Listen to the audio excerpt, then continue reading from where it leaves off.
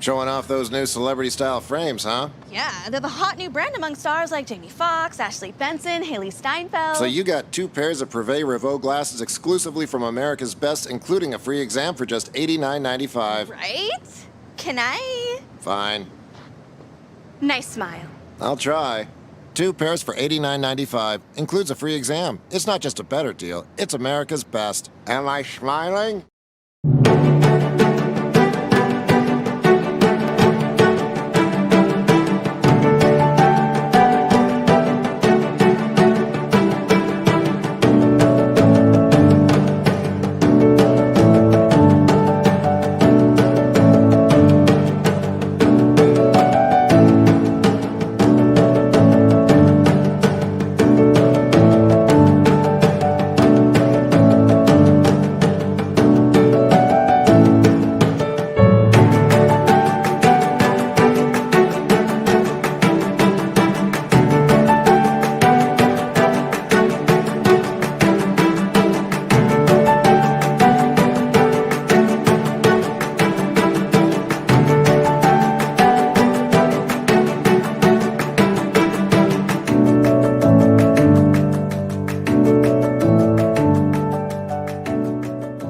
Warby Parker in 2010 to change the way people buy glasses.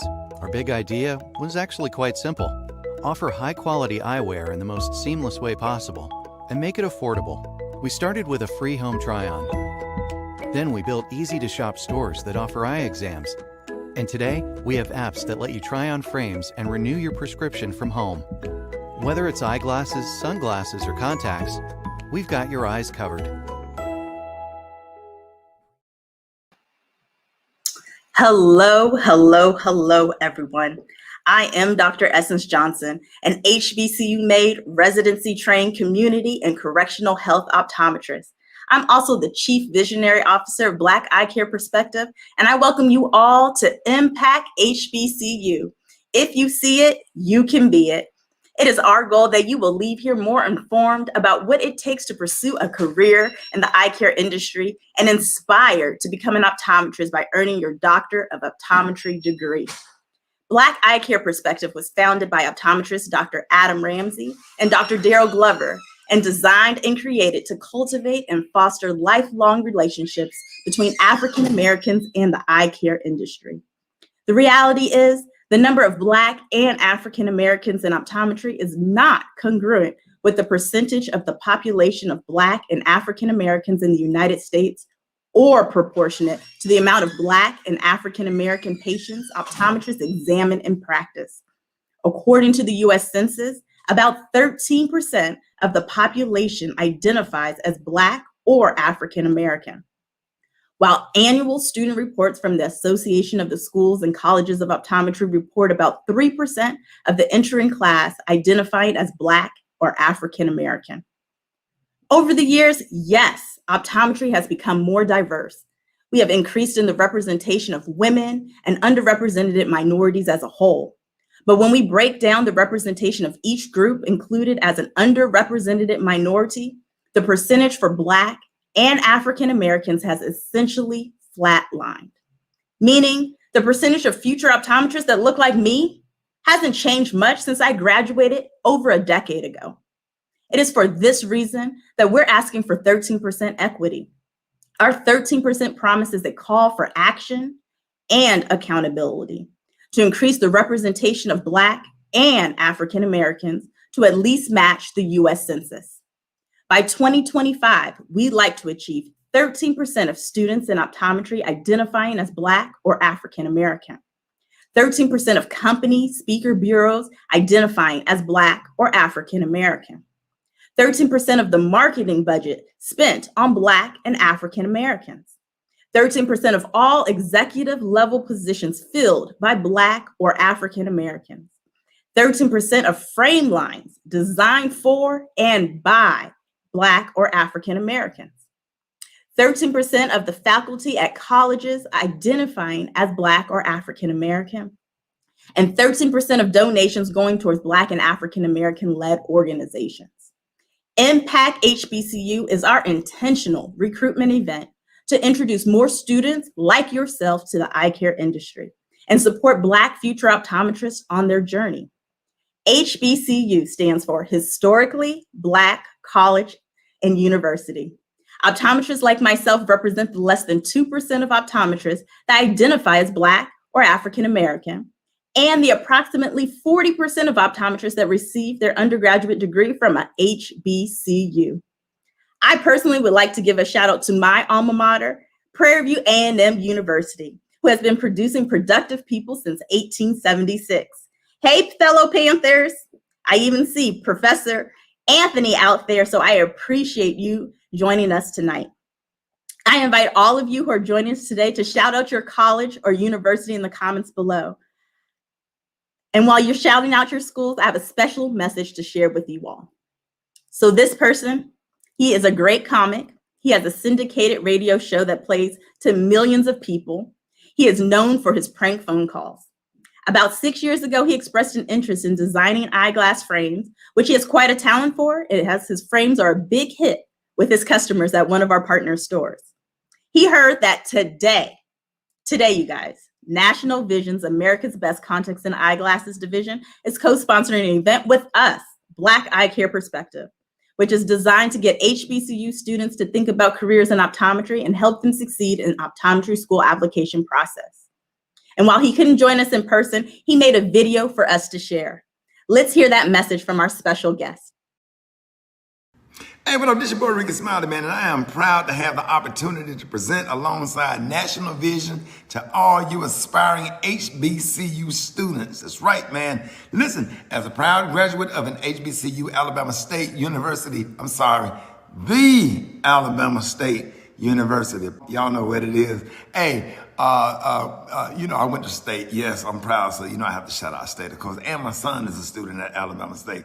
But I can tell you, man, my HBCU experience gave me the knowledge and confidence to know that I could succeed in the fields that I am passionate about. Now, having worn glasses since I was like third grade, I had a dream to design stylish, affordable eyewear. Now, America's Best Contacts and Eyeglasses, help make that dream come true. In 2014, that's right, I launched my Ricky Smiley frame exclusively with America's Best. Y'all like the ones I have on? These are the Ricky Smiley frames. And I know what you're saying. They are dope, right? Classy and dope, right? So I have them in ladies. I have frames for women. And they are just absolutely awesome. And what I really love about America's Best is their commitment to providing eye care and eyewear that is affordable and accessible for everyone. So today I want to encourage each of you to follow your passions and dreams. Now, my advice, enjoy your HBCU college experience, man. Take advantage of the opportunities presented to you. And you never know what doors may open for you and who you will meet and what you will discover about yourself and your passions. Now, I want to once again say thank you to National Vision and America's Best Contacts and Eyeglasses for a wonderful partnership. And I want to applaud their support of Black Eyecare Perspective and commitment to educating young Black adults about the option of optometry as a career path. Please keep an open mind that this could be a passion for you. And congratulations to you all. And you are on your way to becoming future Black leaders in America in whatever profession your passions or dreams take you. There it is, man. America's Best. Call 1-800-2PAIR. That's 1-800-TWOPAIR to be connected to the store nearest you where you can check out those Ricky Smiley frames. All right, man. Y'all have a nice day. And shout out to the members of Delta Sigma Theta, Alpha Kappa Alpha, Sigma Gamma Rho, Zeta Phi Beta, Alpha Phi Alpha, Kappa Alpha Psi, Iota Phi Theta, Phi Beta Sigma, Kappa Kappa Psi, Tau Beta Sigma, Phi Mu Alpha, Delta Omicron, and Omega Psi Phi. All right. Hope I didn't omit anyone. Delta Sigma Theta. Okay, I got the Delta Psi, AKA. Okay, I got everybody. There it is, y'all. Thank you. Hey, what up? This your boy Ricky Smiley, man, and I am proud. Woo! Yep, my sorors. Thank you, Ricky. I am so excited. You did not forget anyone. And thank you to our partners of America's Best for your efforts to help increase the number of Black optometrists in America. Before we get to our next summit, I do want to shout out some people in here because I see a lot of people representing their colleges and universities. We see Winston-Salem State University in the house. We see University of Central Florida. We see FAU, Oakwood, another Winston-Salem State. I'm going to tell you guys, Texas and North Carolina has really been representing for this event, and I appreciate all of the support. Alcorn State University, with people with aspirations to go to optometry school. The real HU, as Lauren put it, Hampton University. Grads. Prairie View A&M University is in the house, also representing University in Houston Community College. We have Salis people in the house. That's our optometry schools. Xavier and PCO representing. We have Isabel here from Miami. Hello. Spelman has made it, and an UMSL third-year student. We have our student affairs at Berkeley. Hello, Jess. We see you out there. The Emily Mount Holyoke School, Hampton University, Ohio State. You guys, our heart is just full to see you representing from all over. More Winston-Salem in the house, Ohio State University in the house. Welcome, everyone. Welcome, Towson University. Oh, more Winston-Salem. Winston-Salem, you guys are showing out today. I see you guys. I see you, FAMU. I see you, Xavier, Jackson, Norfolk State. Dr. Presley, that's your school. They're out there. Spelman, UAB, Claflin. Welcome, everyone. Welcome. Keep posting in the chat. We want to know where you are from. So I want you guys all to know that if you see it, you can be it. And whether or not you're interested in optometry or majoring in the science, there is a career in the eye care industry for everyone. And that is what we're going to spotlight today, as I introduce two superstar optometrists, Dr. Nishan Presley and Dr. Adam Ramsey. Dr. Nishan Presley is a first-generation optometrist who completed her undergraduate education at Norfolk State University, an HBCU in Virginia, and she received her Doctor of Optometry degree from the Pennsylvania College of Optometry at Salus University in Philadelphia, Pennsylvania. Dr. Adam Ramsey is also a first-generation optometrist who completed his undergraduate education at the University of Florida, and received his Doctor of Optometry from Southern College of Optometry in Memphis, Tennessee. He is also the co-founder of Black Eyecare Perspective. Hello, you guys. Hello, Dr. Presley. Hello, Dr. Ramsey. Hey, Dr. Johnson. Hello. I know I gave a little introduction to each of you, but I would like for everyone to hear in your own words, starting with you, Dr. Presley. Tell everyone out there who is watching, who is Dr. Nishan Presley? And how did you find optometry, or did optometry find you? Well, thank you so much, Dr. Johnson. And thank you so much to Dr. Ramsey for just being the co-founder of Black Eyecare Perspective. This is something that I wish I had when I was growing up. And I see what you guys are doing and just helping us out with reaching more people who look like us and just getting more African Americans in the optometric industry. So I want to say thank you for that. So who is Dr. Nish? I always say I'm a small town girl. I grew up in near Hershey, Pennsylvania. So for anyone who knows where Hershey, Pennsylvania is, or even heard of Hershey Chocolate World, that's kind of where I grew up. And I always say that optometry found me, mainly because I didn't even think about optometry as a career until my senior year of high school.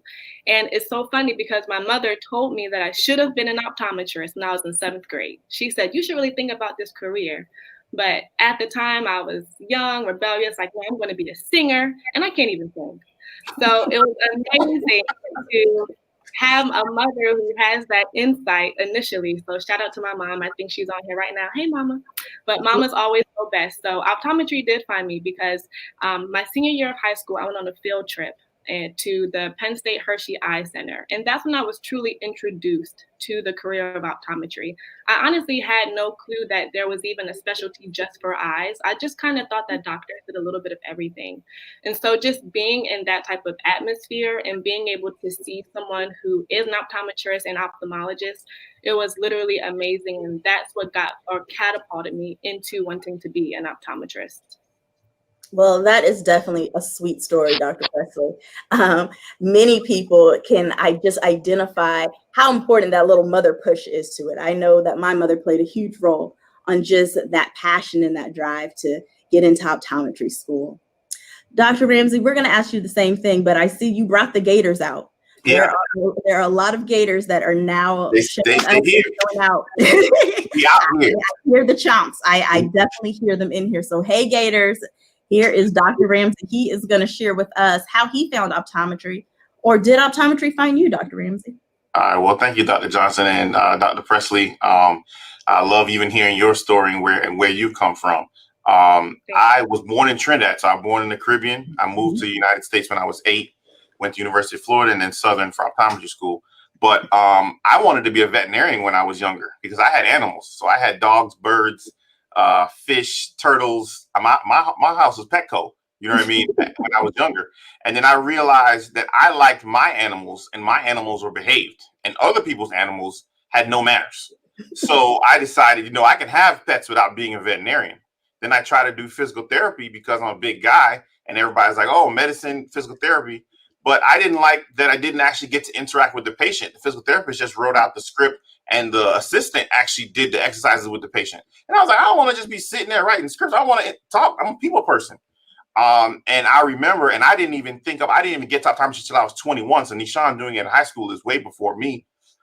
I wore glasses since I was 4 years old. So I was exposed to it, but I never thought about it for me. And I remember the day I was sitting in my optometrist's office and he was waiting for my eyes to be dilated. And I'm sitting in the chair and the door was cracked open. And he had a partner that he was there talking. And he said, hey, I don't have a patient for the next 4 hours. You want to go to the driving range and hit a couple balls and then come back?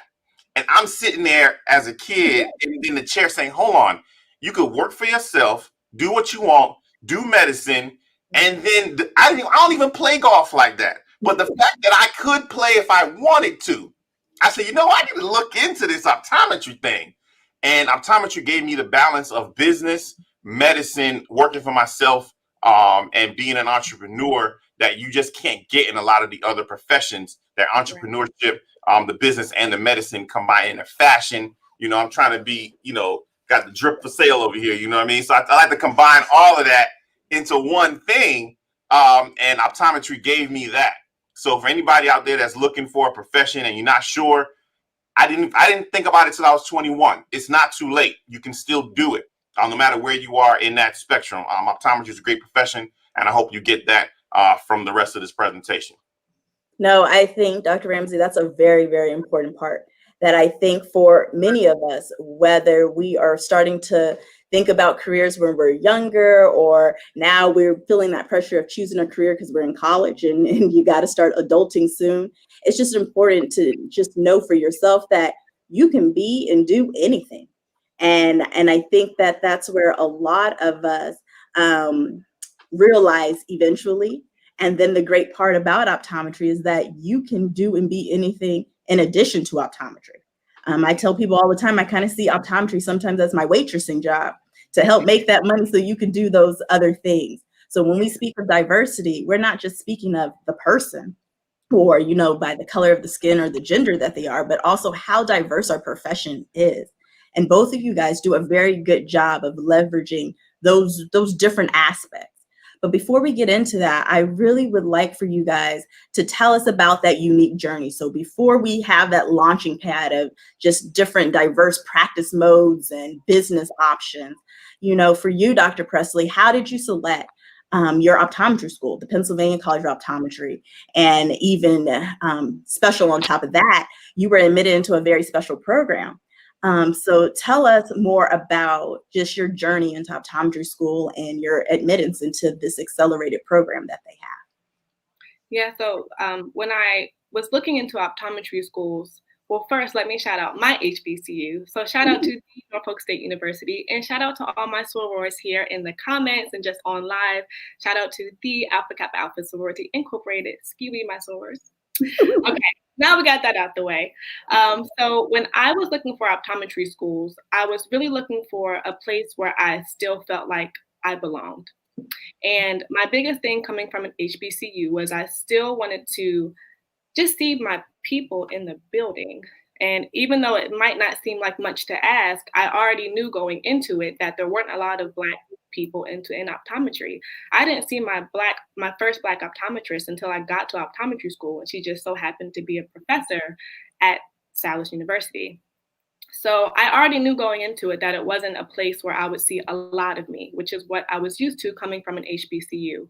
So when I was touring and going to the different optometry schools, I was literally counting on my hands during the tours of the schools how many Black people I saw, how many Black people were in faculty positions, how many Black students were there.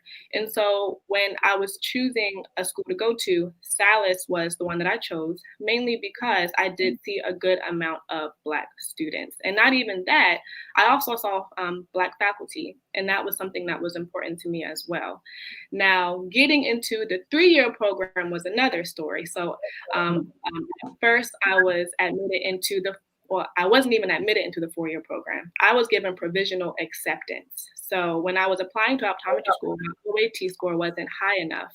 And so I still decided to apply, even though my OAT score wasn't high. And I also encourage anyone to still apply. Even if your OAT score isn't as high as you think it is, apply anyways, because you want to check everything else off the list before you kind of let them tell you that your OAT score isn't high. Don't assume that you won't get in because you don't think your OAT score is high enough. So I was given provisional acceptance, and so I took my OAT again. And once I took it again, I realized, whoa, I got a way higher score this time. And that's when I applied for the Scholars Program. Now, the Scholars Program is a 3-year accredited fast-track optometry program offered at Stylus University, which is amazing because I wanted to get in and out. But it's so funny because I was one of the last people to be admitted to the 3-year program, but I was the first Black student to ever be admitted into the 3-year program. So it kind of came full circle. Dr. Presley, I tell you this all the time. You are the example of, the first shall be last and the last shall be first.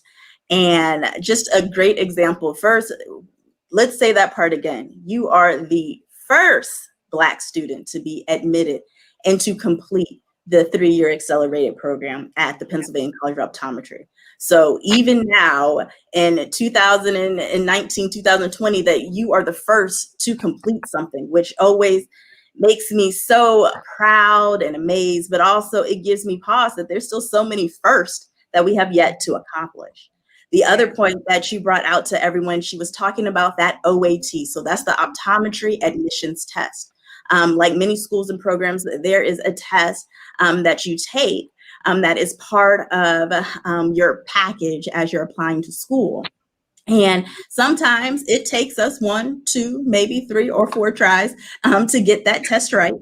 And sometimes people may feel that if their grades aren't as high or their test scores aren't as high, that they're not ready to apply to school, or that the schools won't be looking for you. But sometimes you do have to just put yourself out there and to just try, because you won't get any feedback or know where you need to improve if you don't try. And sometimes if you try, you'll surprise yourself and get that acceptance, or just by putting your name in the hat, you're opening yourself up to opportunities. So I appreciate you bringing up that point, Dr. Presley.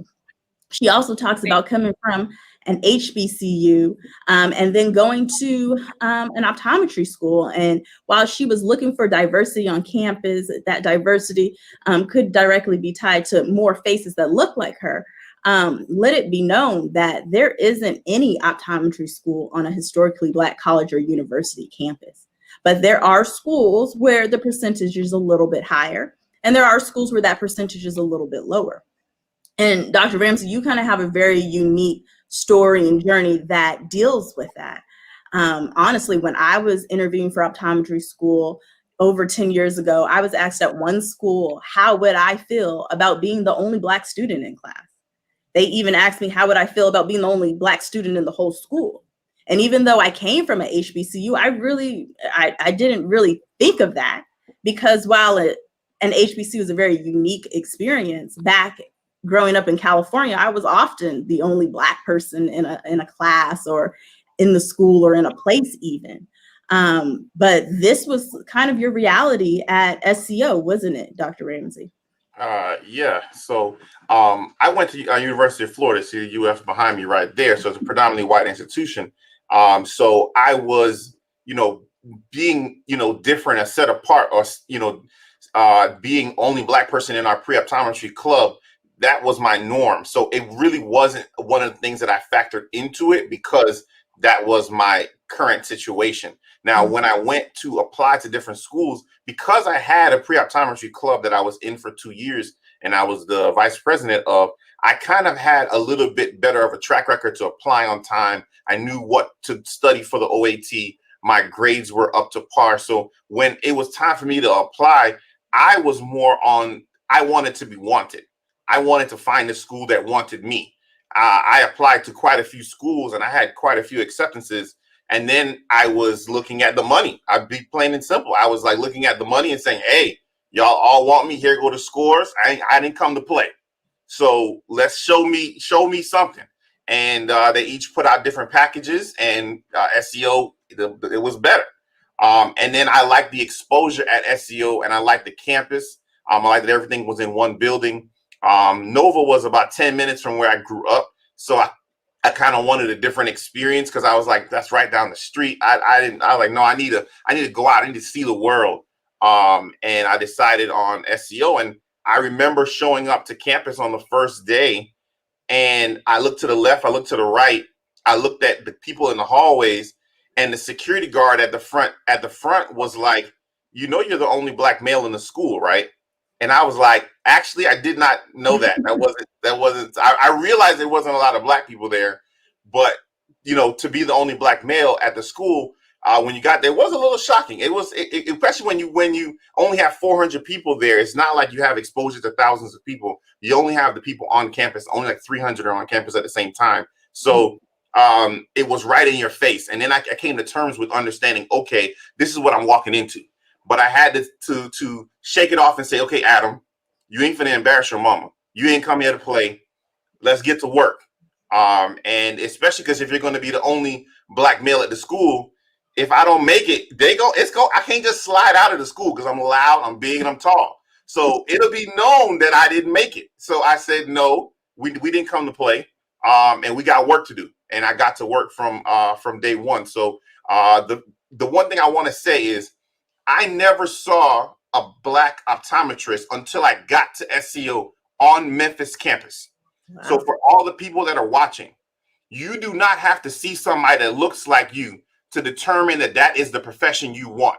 I saw somebody that was successful, and I said, hey, I can emulate success, and I know myself, and I can put my hustle into their experience and go for it. Now, when I got to campus and I saw somebody look like me, it was very inspiring, but it was not a limitation to where I was trying to go. Now, what we're trying to create and what we're creating with Black Eyecare Perspective is that there is a pre-optometry club. So all the students that sign up will see somebody that looks like them, that has a similar experience, so they won't have to go through what we went through.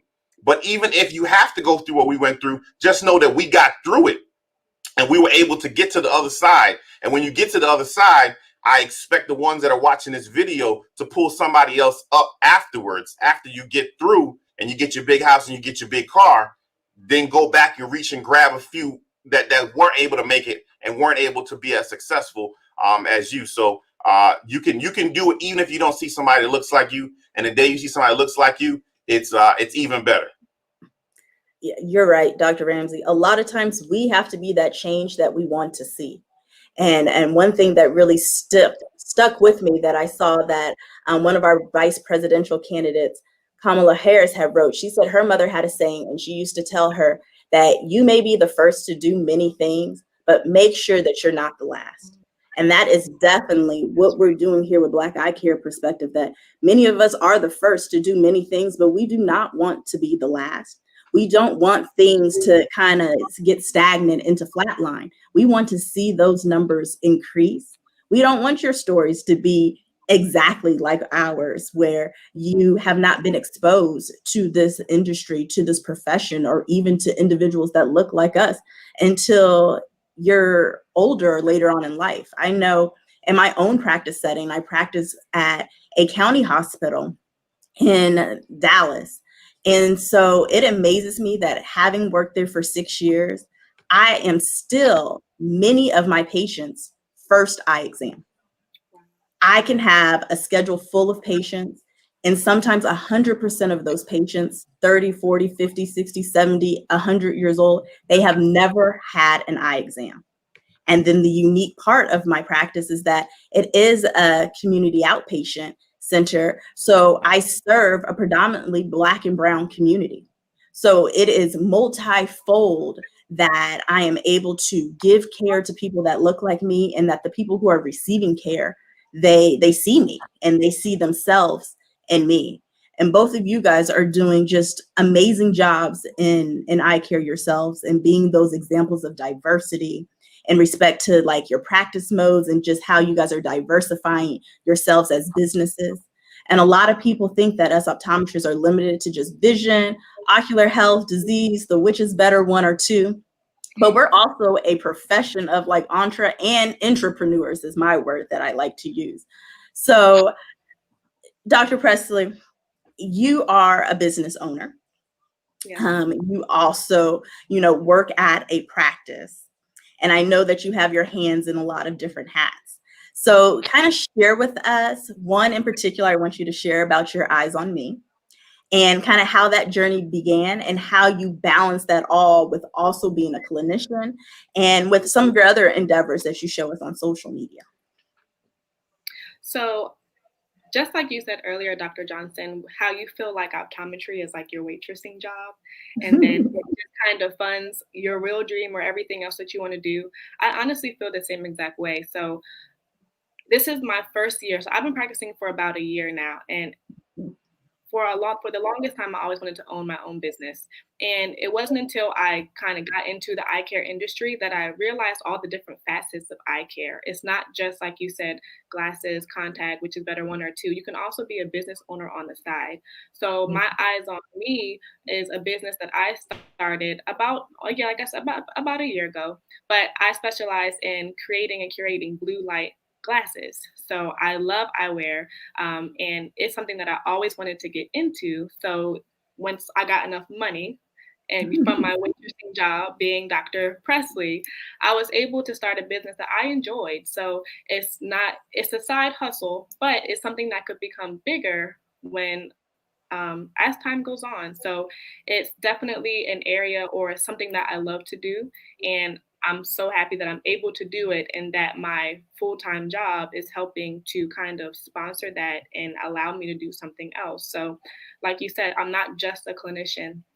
I also do mentoring services. I also am a consultant for other companies when it comes to social media. Shameless plug, follow me, Ask Dr. Niche at Ask Dr. Niche on Instagram. So just being who I am and being myself, people come. And my ultimate goal is become like Dr. Ramsey and have my own private practice. So that's amazing that that's what he does. So I will be calling you in the next year or so, because I'm gonna need some help. I mean, that is a perfect segue, because let me tell you about Dr. Ramsey and just private practice. I know that's what even just got my eyes to even be introduced to Dr. Ramsey, is the way that you private practice is something to brag about. It is something to admire. As soon as COVID lets up, I just want to come to Socialite Vision for the experience. There is like a whole vibe when you go there. And before you go into that vibe, I know that your private practice ownership, your whole journey, it was something to write about.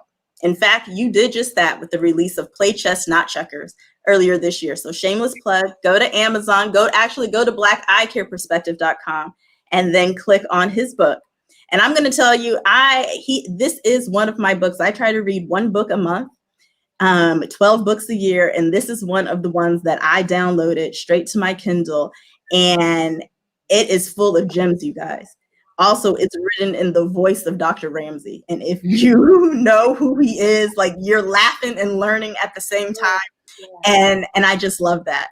So can you share with us your journey and just how you're paying it forward, but really tell them about this private practice journey?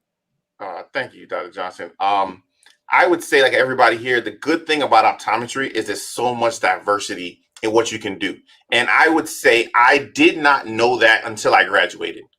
Through school, I was only just focused on which is better, one or two, get these glasses and contacts and get out the door, right? And when I graduated, I go to all these different conferences and my world and mind opens up. And I see so many people doing such amazing things.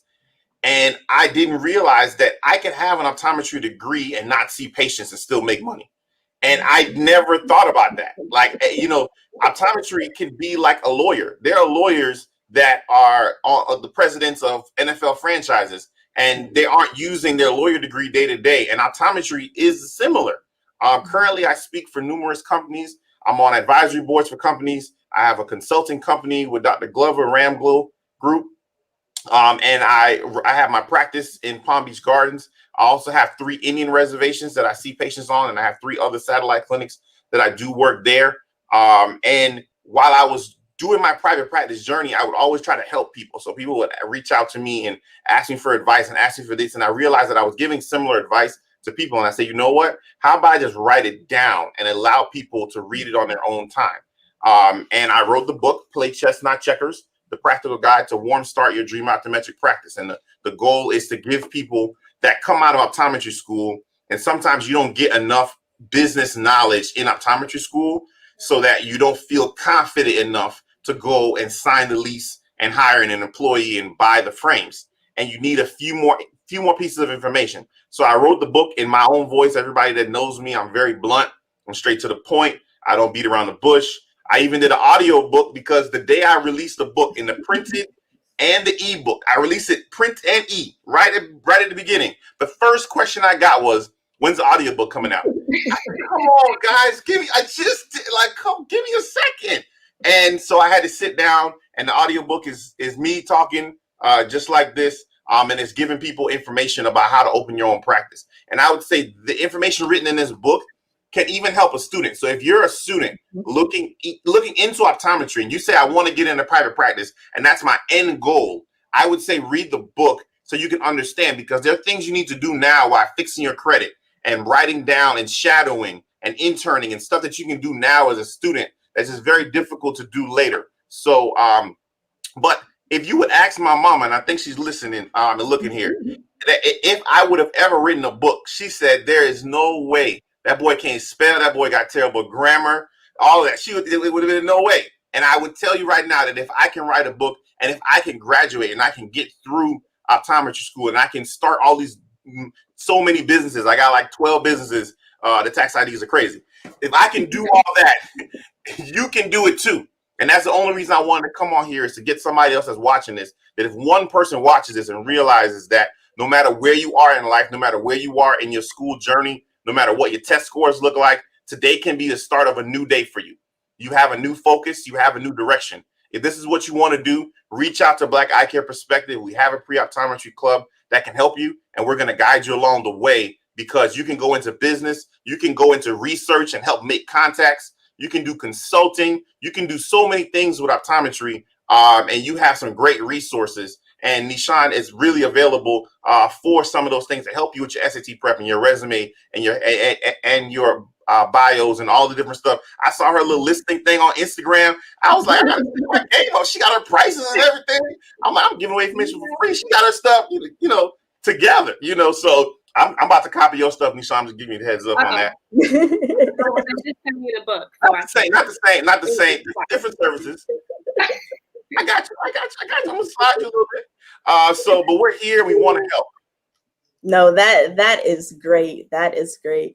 Definitely, you guys. Dr. Ramsey is right. Do not wait until you graduate to get his book. I'm not just saying that because he just had a sweet baby girl and we need to start building her college fund. But go and get his book, because it has a lot of pros and gems. I'm not even in practice, and I have learned so much from it. Even from, you were talking about like just tax things and legal pieces, but even like these LLCs and searching the name, because you weren't always Social Light Vision. There were some things that happened that had you, switch and change. We won't give it away. We want them to read. We want them to find out kind of what happened, even with naming his practice, even with becoming a practice owner and how he became it. So definitely go and get his book. And then when you guys read it, we'll have a little book club and chat about it. Because it is really that good. There you go. Also in recent media, we have all seen that there has been more visibility on the increased need of Black doctors in healthcare, and optometry is no exception. Dr. Presley, actually, on top of being the first of this and the first of that, just straight out the gate, you've only been a doctor barely a year, Right. and you have been recognized as an eye care hero during COVID-19, during this pandemic. Share with us your sight-saving mission and what that means to like the Black community. Well, being recognized as an eye care hero, it's not even something I would have ever thought about. I was surprised when I was actually nominated. So that was an amazing and something amazing, and that's definitely going to go on my resume. But overall, what happened was during this whole coronavirus pandemic, there was a point where a lot of doctors' offices shut down.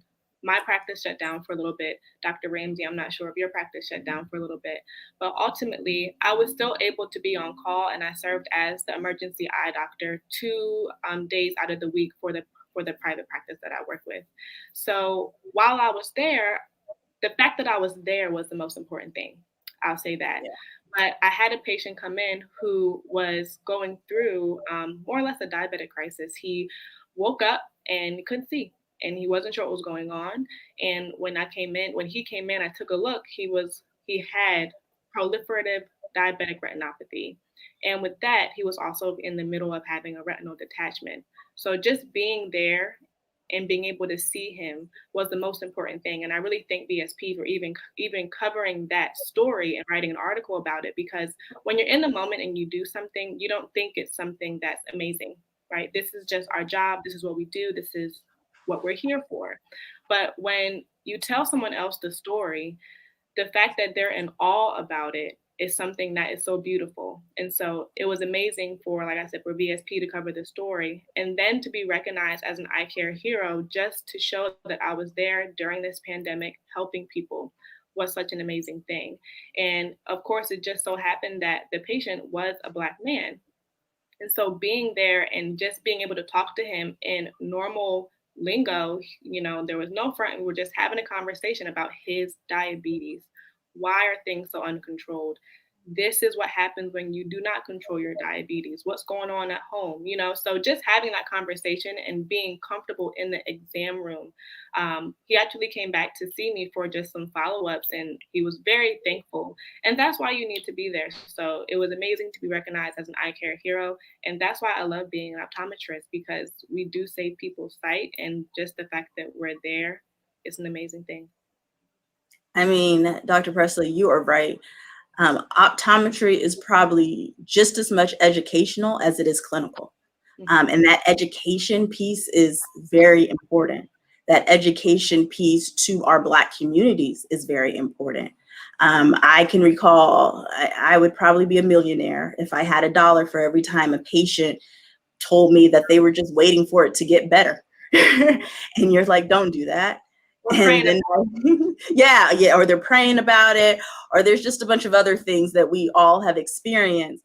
And you sometimes want to just ask them, why? Why didn't you just come in? And even in times like this, it's a godsend. It's truly a blessing to know that an office is open. And I'm even sure for that man, even on a deeper level, you were an angel to him in your white coat, to be able to see someone as young and someone that he can identify with as like a family member of his own, and then being able to not only treat him and diagnose him, but also to comfort him and inform him. In hopes that, one, it helps improve the quality of his life, but also it helps improve the quality of his family's life, his friends' life, his community's life, because it's still a very real thing that getting your eyes checked, as precious, if anyone asks, they say the eyes are the best sense. They don't ever want to lose it, but then they're not coming to the doctors that can help you save or prevent or treat these things. So just as much as we want more doctors, we want more Black doctors, we want our communities to be informed and to be proactive and to be advocates for their health and themselves, to reach out to us and to know that we're there for you. But also that education piece is very, very important. Dr. Ramsey, you too bring vision to your community. and you educate the community in addition to your clinical skills, but also just as the way you are as a role model. I speak to how I seen you on social media, and I remember you first reached out to me when I was making my Black History and Optometry timeline, and you were like, "Hey, can I use this?" And at the time, I was kind of like, "What are you talking about? No, you can't use my stuff." But that was wrong. and I asked first. You definitely did ask first, but at the time too, I was trying to do a career day, and I said, "You can't release my stuff before I release my stuff," and all that kind of stuff. But you were like, "No, I'm having like a group of kids. I'm also doing this career day. You also have a lot of students come," and I will say, like, the experience that you cater and cultivate.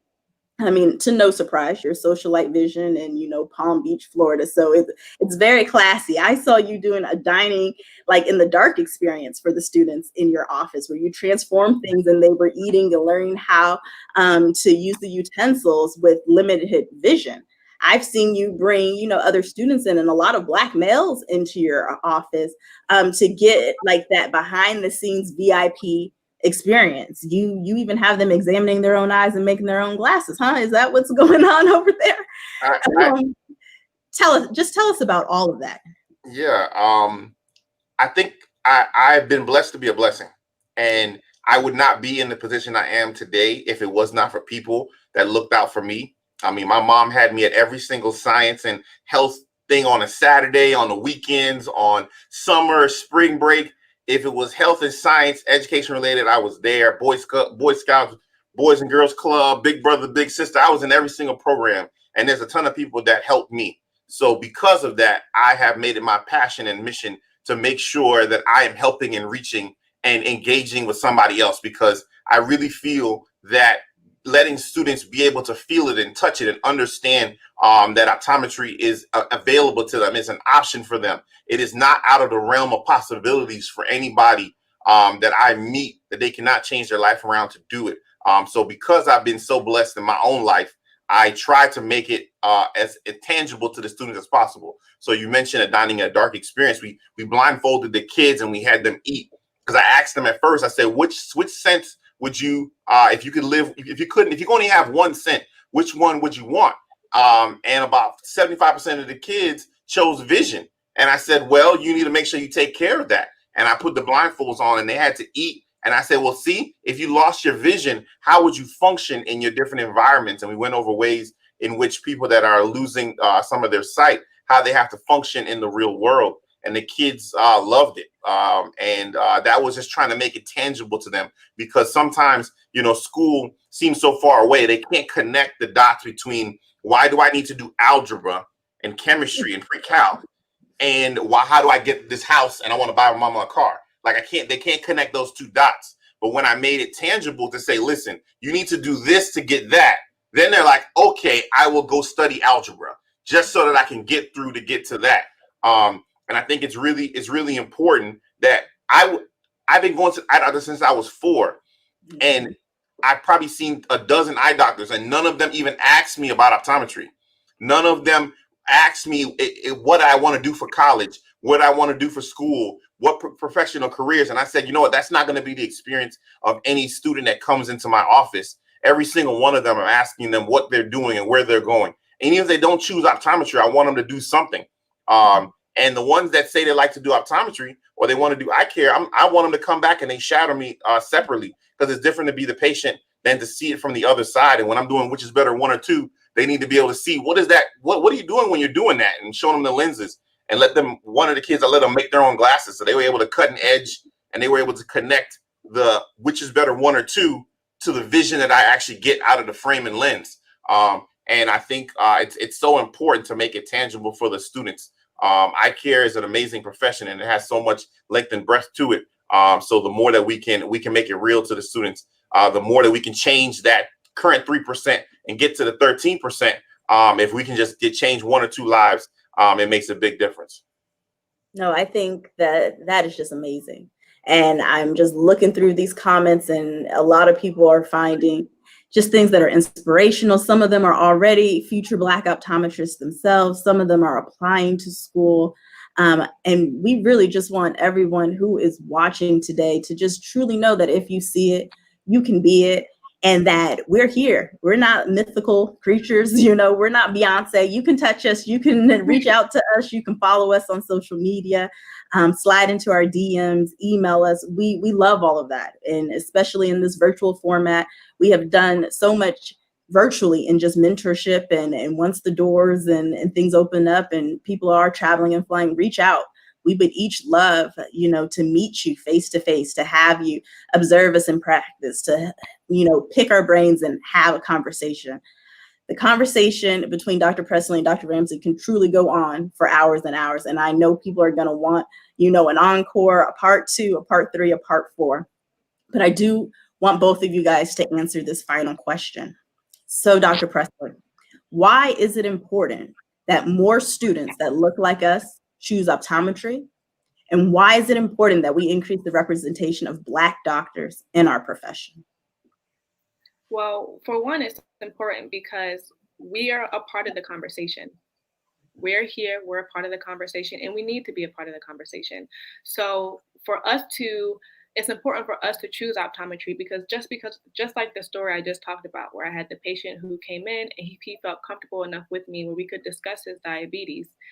Mm-hmm. There's a battle, or there's just, with systemic racism and just systemic oppression that's going on, we want to have a comfortable space where we can come and seek out healthcare without being judged or without being treated differently. And so if we're being treated by one of our own, for one, it's going to make the conversation greater. And for two, maybe we can help to get rid of some of those systemic issues like diabetes, high blood pressure, high cholesterol in the Black community if we just have a conversation. And even with glaucoma, let's just have a conversation. So overall, we need more of us in this space because for one, that's going to help the greater good and help us as Black people in this country. And two, it's just going to be amazing to see how we honestly take things over because we're such a powerful people. We do so much for the eye care industry now, with us only making up 2% of the optometrists who would identify as Black or African American. So just think how it's going to be when we get to that 13%. It's going to be amazing. You're right. It's going to be amazing. Dr. Ramsey, the same for you. Tell us why all of this is important. I would say to any student that's watching here, I just don't want you to settle. And I think a lot of times African-American students are not given the option. They have the grades to be the doctor, but the advisors push them to be a nurse. They have the grades to do whatever they need to do.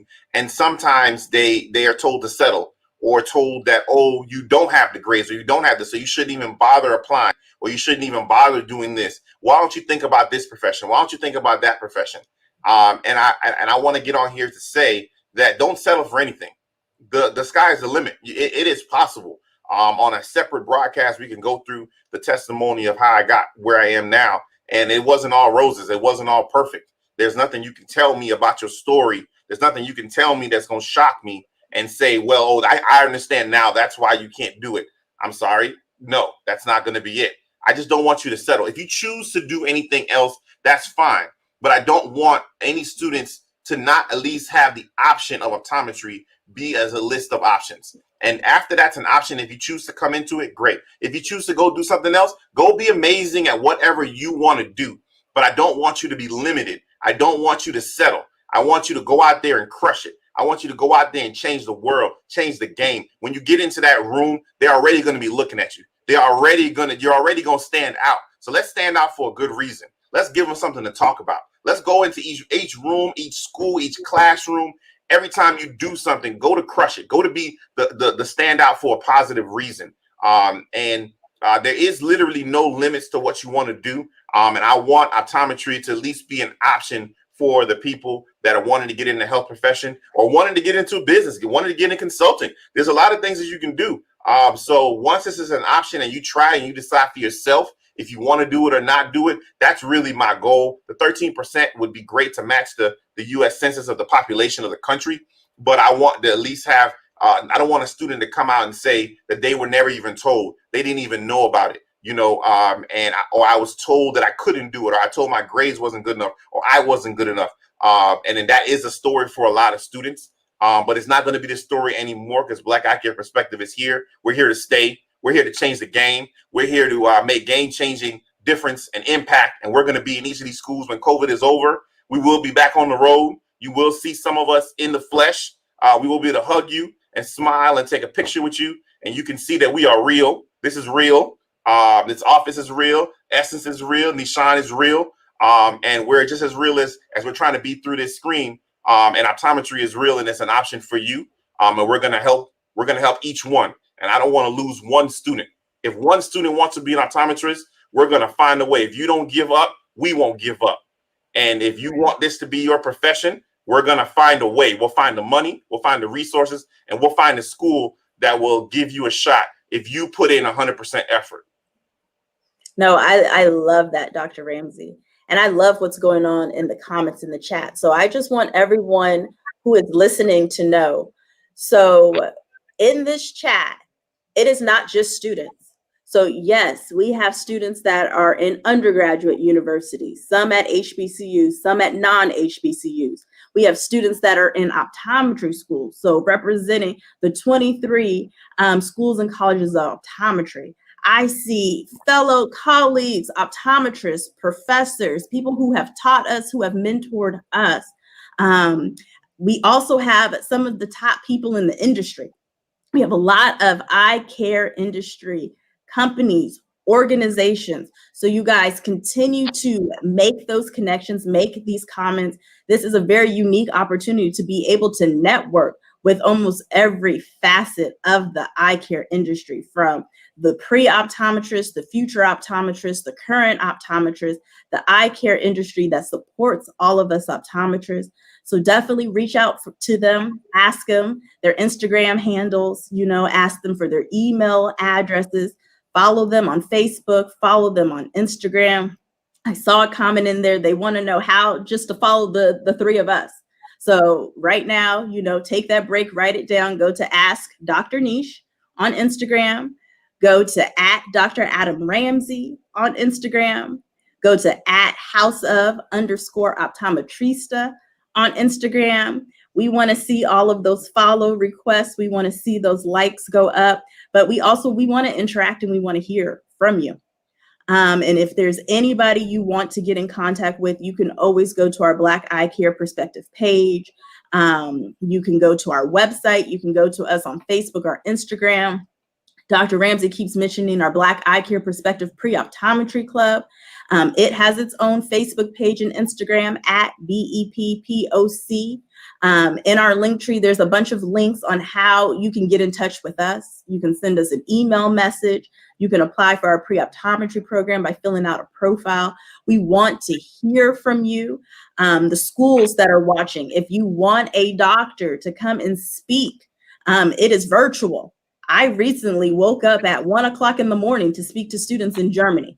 So if I can do that, we can easily speak to you all one afternoon, one evening, one weekend. If there's a pre-health conference, don't forget optometry is a part of the healthcare community, and it is an option for students. I have people out here saying the optometry school say, we are here from you. I think all of the pre-optometry club members, one thing that they have learned is you got to speak up. Even us in the Black Eye Care Perspective community, you have to use your voice. Don't be scared. This is definitely not the time to be scared. Y'all just reach out, say, hey, let us know. To like Dr. Presley's point, you could just shoot the breeze with us. Just come real, come straight, come correct. Be like, hey, I don't know. I want to know. That is what this is here for, you guys to network, for you guys to reach out. So you guys know, we don't want to hear anymore. I was interested in optometry, but they didn't know how to advise me. So to Dr. Ramsey's point, they pushed me in another direction.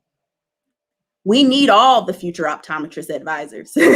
So please, if someone is there, if you wear glasses, you should at least know one optometrist. If you don't wear glasses, you can come to the Black Eye Care Perspective page and we can help those students get connected, but not only get connected, get support. And I really, really appreciate the two of you guys coming to speak with us today. We could go on, and I definitely see more of this to come. But thank you again.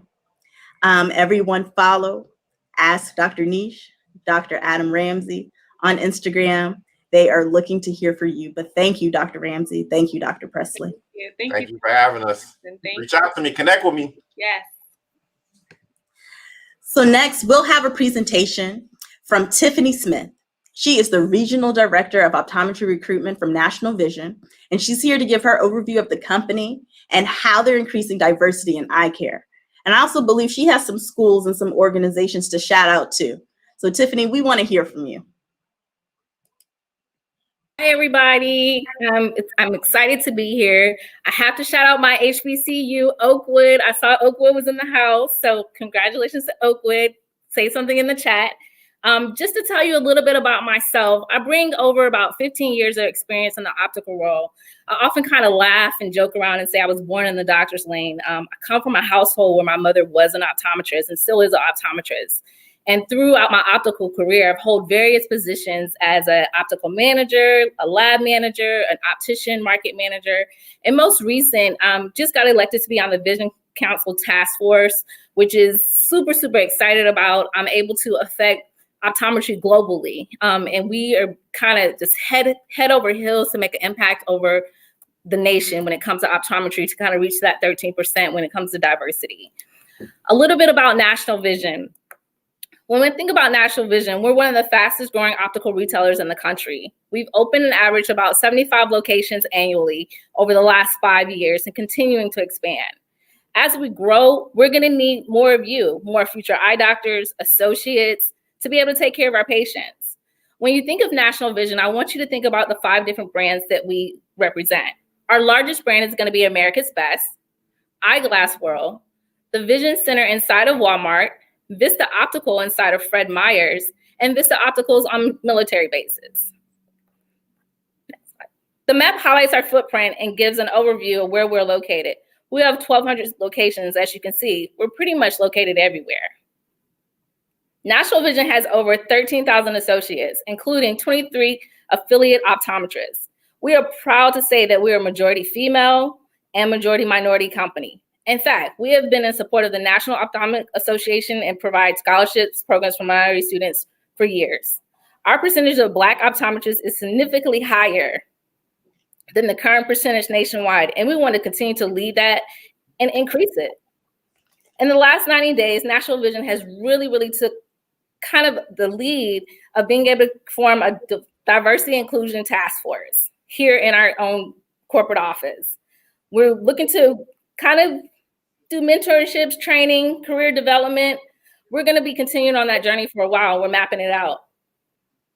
Throughout every patient and customer interaction, we strive to keep our vision and mission and values. When I think about our mission statement here at National Vision, it states, we help people by making quality eye care and eyewear more affordable and accessible. In fact, more than 40 million people in the US say they cannot afford eye exams. This is why National Vision exists. We're here to help all customers and patients, but especially those who haven't had an eye exam in a very long time or even never seen a doctor. So without National Vision, where would this group of 40 million people go to get affordable eye care? The doctors are not only fitting patients with glasses and contact lenses, they can also assist in diagnosing treatments of diseases. For example, kind of like Dr. Niche said, high blood pressure, diabetes, and even brain tumors. So our eye doctors are saving lives. We're not just delivering glasses. Let's take a more in-depth in our largest retail brand, America's Best in Contacts. America's Best is our largest brand with over 800 stores. I want to share a fun video that showcases what it's like to work in America's Best as a doctor.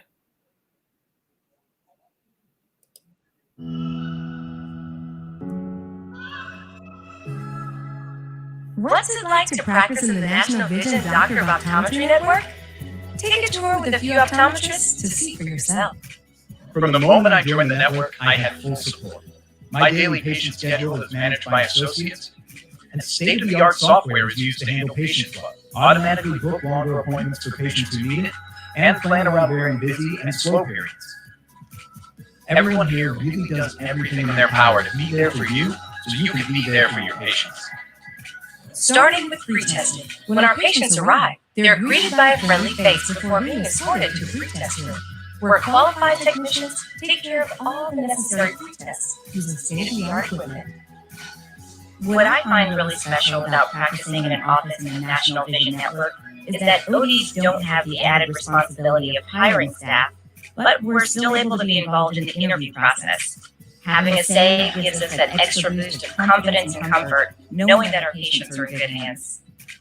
Once pre-testing is completed, patients head into the exam room where, as an OD, it's our time to shine. With pre-testing out of the way, we have the luxury of spending more quality time with our patients, focusing on their ocular health. Using the latest technology, we're able to quickly and efficiently examine our patients, make any necessary diagnoses, and devise a plan of action right on the spot. As ODs, we're empowered to give our patients exactly what they need and nothing they don't. So if they need glasses or contacts, we can meet them right down the hall and introduce them to a specialist who will take care of their needs immediately following the exam. This is what I love most about practicing in the National Vision Doctor of Optometry Network. Everything is available right here for the right price, which means patients are more likely going to get the help they need during the time of their appointment, leaving them happier, healthier, and more confident, seeing their best so they can live their best. Practicing in an office inside a National Vision location gives ODs the power to focus 100% on their patients. It's no wonder optometrists that practice in our network are most satisfied with their careers. Are you in? Visit nationalvision.com to learn more. The doctor in this video was Carla Anderson, and she's been with us for many years. She does a great job of taking care of her patients here at National Vision. We offer thousands of frame options, as you can see here, to meet our wants and needs of our customers and patients. Our selection includes frame lines faces of these faces that you see. I'm sure you recognize Beyonce, Shaq, Jamie, Randy, and Ricky. Speaking of Randy, he has a message that he wants to share with you guys today. Hello, NVI team. It's your board, Randy Jackson here. I'm so incredibly proud and honored to be working with NVI for over 12 years now. Listen, this partnership means a great deal to me, and our continued success of the Randy Jackson Eyewear Collection is all about you guys out there. Thank you so very much. I'm also very proud to be a part of the NVI team as we continue to build diversity and inclusion all throughout the eyewear industry. We are very committed to finding, educating, mentoring Black college students throughout all careers in optometry. That's right, Black Eye Care Perspective, we're here. We're here for you. Let's go, team. Let's get this. Guys, National Vision is very proud of our culture, where we're not only here to provide affordable eye care, we are also involved in giving back to the local community. We work with the Boys and Girls Club of America, local schools, to get children free eye exams. We're also involved in several organizations where we provide eyeglasses and frames to those both domestically and internationally. Something that I'm really, really super and proud of is that we just announced that National Vision donated over $300,000 over the next 5 years to Pennsylvania College of Optometry and Stylists. We're gonna revive their summer enrichment program. And what that means for you is that we're laying the groundwork to be able to provide over 100 minority students to join the profession of optometry. One of the things I want to talk about too is just that mentoring and growth and exposure is really dear to my heart. That's how I got to where I am. I am open to be able to help, discuss, lead, anything I can do to be able to help. So please reach out. Thank you.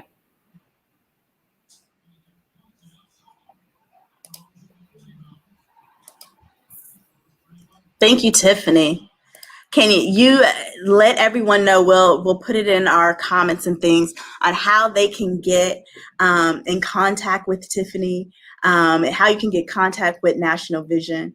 But she did just share a key piece, that their company is helping revive our summer enrichment program at the Pennsylvania College of Optometry at Salus University. When I got word of this news, you guys, it's one of those shouting moments. I personally told Jacqueline Groves herself that these are those moments where I feel like we've won an Emmy. to hear what National Vision is doing, what they continue to do, and what they're going to do for the eye care industry is amazing. And I'm just so glad that we get to be a part of that journey. But Tiffany, can you tell everyone how they can get in contact with you, whether it's LinkedIn, Facebook, Instagram? You can get on LinkedIn. It's going to be Tiffany Smith on LinkedIn. And here at National Vision, my email is tsmith@nationalvision.com. Thank you. Thank you, Tiffany. Thank you, National Vision. Thanks, guys. No journey can be complete without a roadmap to help get you there. So now I would like to introduce to you Dr. Angela Abraham, who's the Diversity and Inclusion Liaison and Clinical Assistant Professor, and the Director of Admissions, Kristen Tobin, from the New England College of Optometry. Hello, everyone. Hello, hello. So we have been given all of the students and even the schools out there just a lot of information about the eye care industry, what you can be, what you can do, just a little bit of everything. But before you can become the superhero rock star optometrist, you got to get into school. Dr. Presley mentioned a little bit of that elusive OAT. Tiffany just told us this great partnership between the New England College of Optometry and, well, not the New England College of Optometry, but the Summer Enrichment Program and the Pennsylvania College of Optometry. But the New England College of Optometry is up to some things too. So first, Kristen, just tell us a little bit about the New England College of Optometry. Sure. Well, thank you, Dr. Johnson, for having us. I'm sure, like everyone who's watching, I've been behind the stage just smiling, nodding my head. This is so exciting. New England College of Optometry, or NECO, as we often refer to ourselves, we're located in Boston, Massachusetts. We're the oldest continuously operating school of optometry in the country. Been doing this for a long time. We are a small independent school. We're about 525 students on campus, and there's a lot of things that are important to us, but especially under the leadership of Dr. Howard Purcell, we are so excited to have joined 13% Promise. We are a community, we take care of each other, and it's important to us that we take care of our community as well. We know we have a lot to learn, and we're working hard. And it's also important to us that we're preparing today's students for tomorrow's optometry, and that's going to keep changing. The world we're living in is changing. So we are a place that believes in compassionate care and in innovation, and we are so excited to be here today. So thank you. I love the way you said that. We're preparing today's students for tomorrow's optometry. Like that just makes me get chills. Like, so you hear that today, students? We need you for tomorrow, next month, next year, and forever optometry. So that is amazing, Kristen. So Dr. Abraham, you look mighty nice today. I think you have some shout outs to give too. Do you want to give some shout outs? I would like to give a shout out to the New England College of Optometry family first, and the Massachusetts, Boston, Newton, Massachusetts area. But I also want to give a shout out to my illustrious sorority, Delta Sigma Theta Sorority Incorporated. And thank you for allowing me to give that shout out. Well, I'm going to let you do that because I'm going to tell y'all, Dr. Abraham must be having homecoming withdrawals. And she was ready to set our Impact HBCU out. And I had to bring her back in just a little bit. No, but welcome. It is amazing to have you here. And you're an amazing person. And I'm gonna share some things about you that some people may not know. Dr. Abraham, some of her journey includes graduating from Smith College in Northampton, Massachusetts. So Smith College, if you're out there, let us know. We want to see you. She received her Doctor of Optometry degree from the University of Missouri School of Optometry in St. Louis, and I saw some UMSL people in there. So say hi to us again, UMSL. But you also so casually mentioned one time in a conversation that you were the first Black female optometrist in private practice in South Carolina. So here we go with another first. She is the first Black female optometrist in private practice in South Carolina. And when we release that updated Black History and Optometry timeline, you will be added for this accolade. It is definitely not something you just mentioned casually in conversation. I am super proud and excited to know you and to have met you. So that is amazing. Thank you. And through these years, you've practiced in almost every mode possible, and some of them even at the same time. I did. Right now, your current role is as the diversity liaison at the New England College of Optometry. And so tell us about that, and even tell us how it's like so quintessential to the times that we're in. Okay. Well, I just want to say good evening to everyone and thank you for having me. And it is an honor and a privilege to be invited to Black Eyecare Perspective's inaugural Impact HBCU event. In my role as diversity and inclusion liaison for the New England College of Optometry, I'm responsible for creating a more diverse and inclusive environment to promote a culture where individuals from diverse backgrounds and life experiences have a sense of belonging and are able to contribute and flourish academically, professionally, and socially. I also continue to practice optometry in the school's owned and operated clinics, NECO Center for Eye Care, as well as a community health center in the Boston area. And although I've practiced optometry in many capacities, such as private practice, as a member of an ophthalmology referral team, hospital optometry, and corporate, of all the types of practice modalities, it's community health optometry that continues to be the most gratifying to me, because I'm able to see generations of families and impress upon them the importance of integrated healthcare that a health center has to offer, with services that include optometry, adult and pediatric services, OBGYN, dental, behavioral health, and how all of these disciplines come together for the complete health of the patient. It's an opportunity for me in my new role to create the hope factor and be a role model to answer questions and, more importantly, create a sense of curiosity about my profession, as well as serving as a mentor, which is extremely important to me, that brings so much joy. I'm able to meet my patients and take time with them and talk with them, both old and young, and speak to them about optometry as a wonderful profession and the importance of investing in yourself and how rewarding it is to give back to a community in many instances that looks like myself. So I just want to say thank you for having me, and I want you and everyone to have a better than amazing evening. Thank you, Dr. Johnson. Oh, no, thank you, Dr. Abraham. And I like how you brought up that community health piece. I think going into school, and even when you're in school, there's a lot of focus on private practice, a lot of focus on corporate optometry, but that community health, that hospital, even that correctional health piece is often left. So definitely future optometrists, if that's something that you're interested in, reach out to Dr. Abraham, reach out to the other doctors that are here in the chat and just ask them what's their mode of practice, because we're not all in private practice and there's not really one right or wrong way to practice. Dr. Abraham is a great example of how you can do them all at the same time if you wanted to. And throughout your career, you will rotate through them. I think one thing I didn't realize going into optometry school was not only was I picking a career, but if you're graduating from school at 20 something years old and you can't retire to 65, you have to ask yourself, is this what you want to do for 40 years, for 4 decades? And sometimes you may have at least 4 different waitressing jobs, in this optometry industry, because that's a long time. I've been in practice. I've been graduated from school for 10 years. And now it's like, what do I want to do with 30 more years in the eye care industry?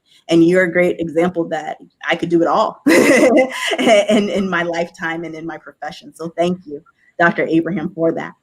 You're quite welcome.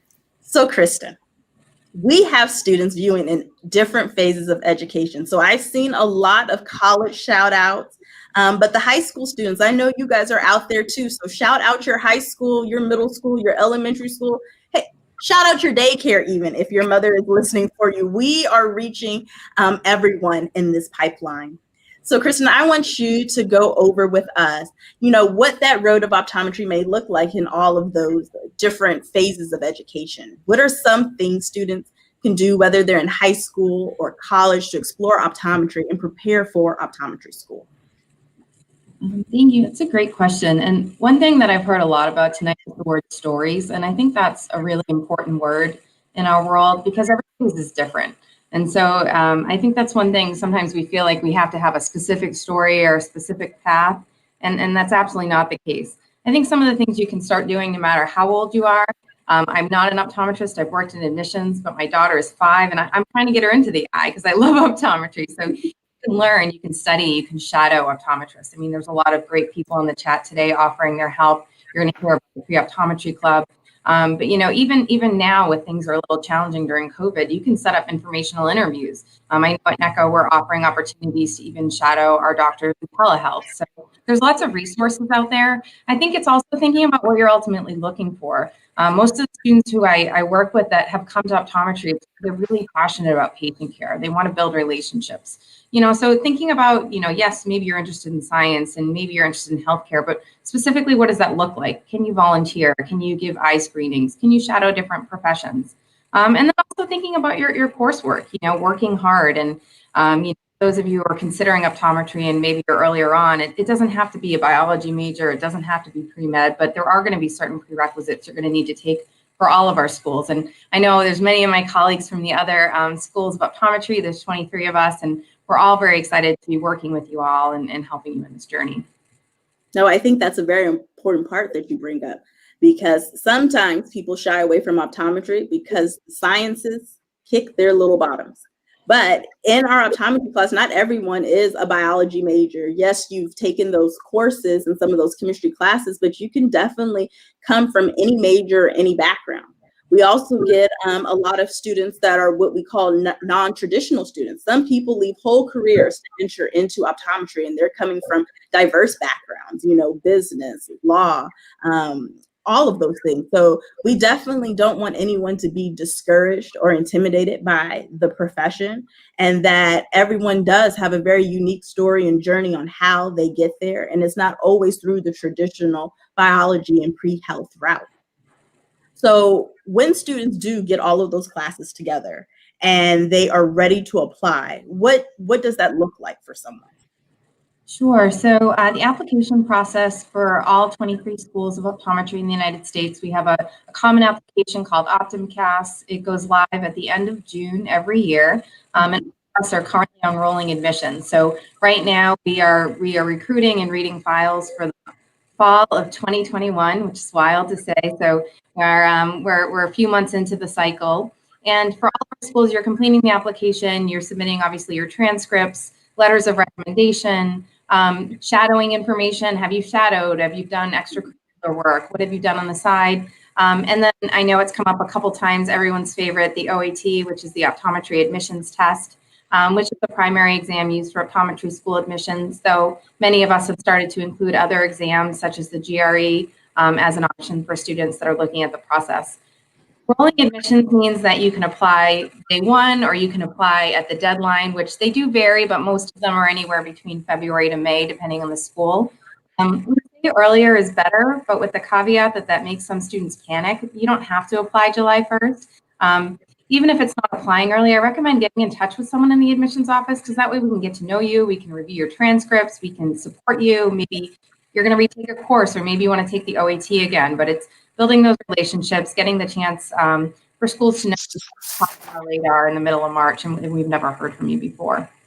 No, I think definitely building those relationships and building those connections. And I see a lot of that going on in our chat. So I hope people are building new connections. They're starting new relationships. Even if you have that tiniest little inkling in you that this may be something that you're interested in, let us know. You know, we want to help you along your journey and along that path.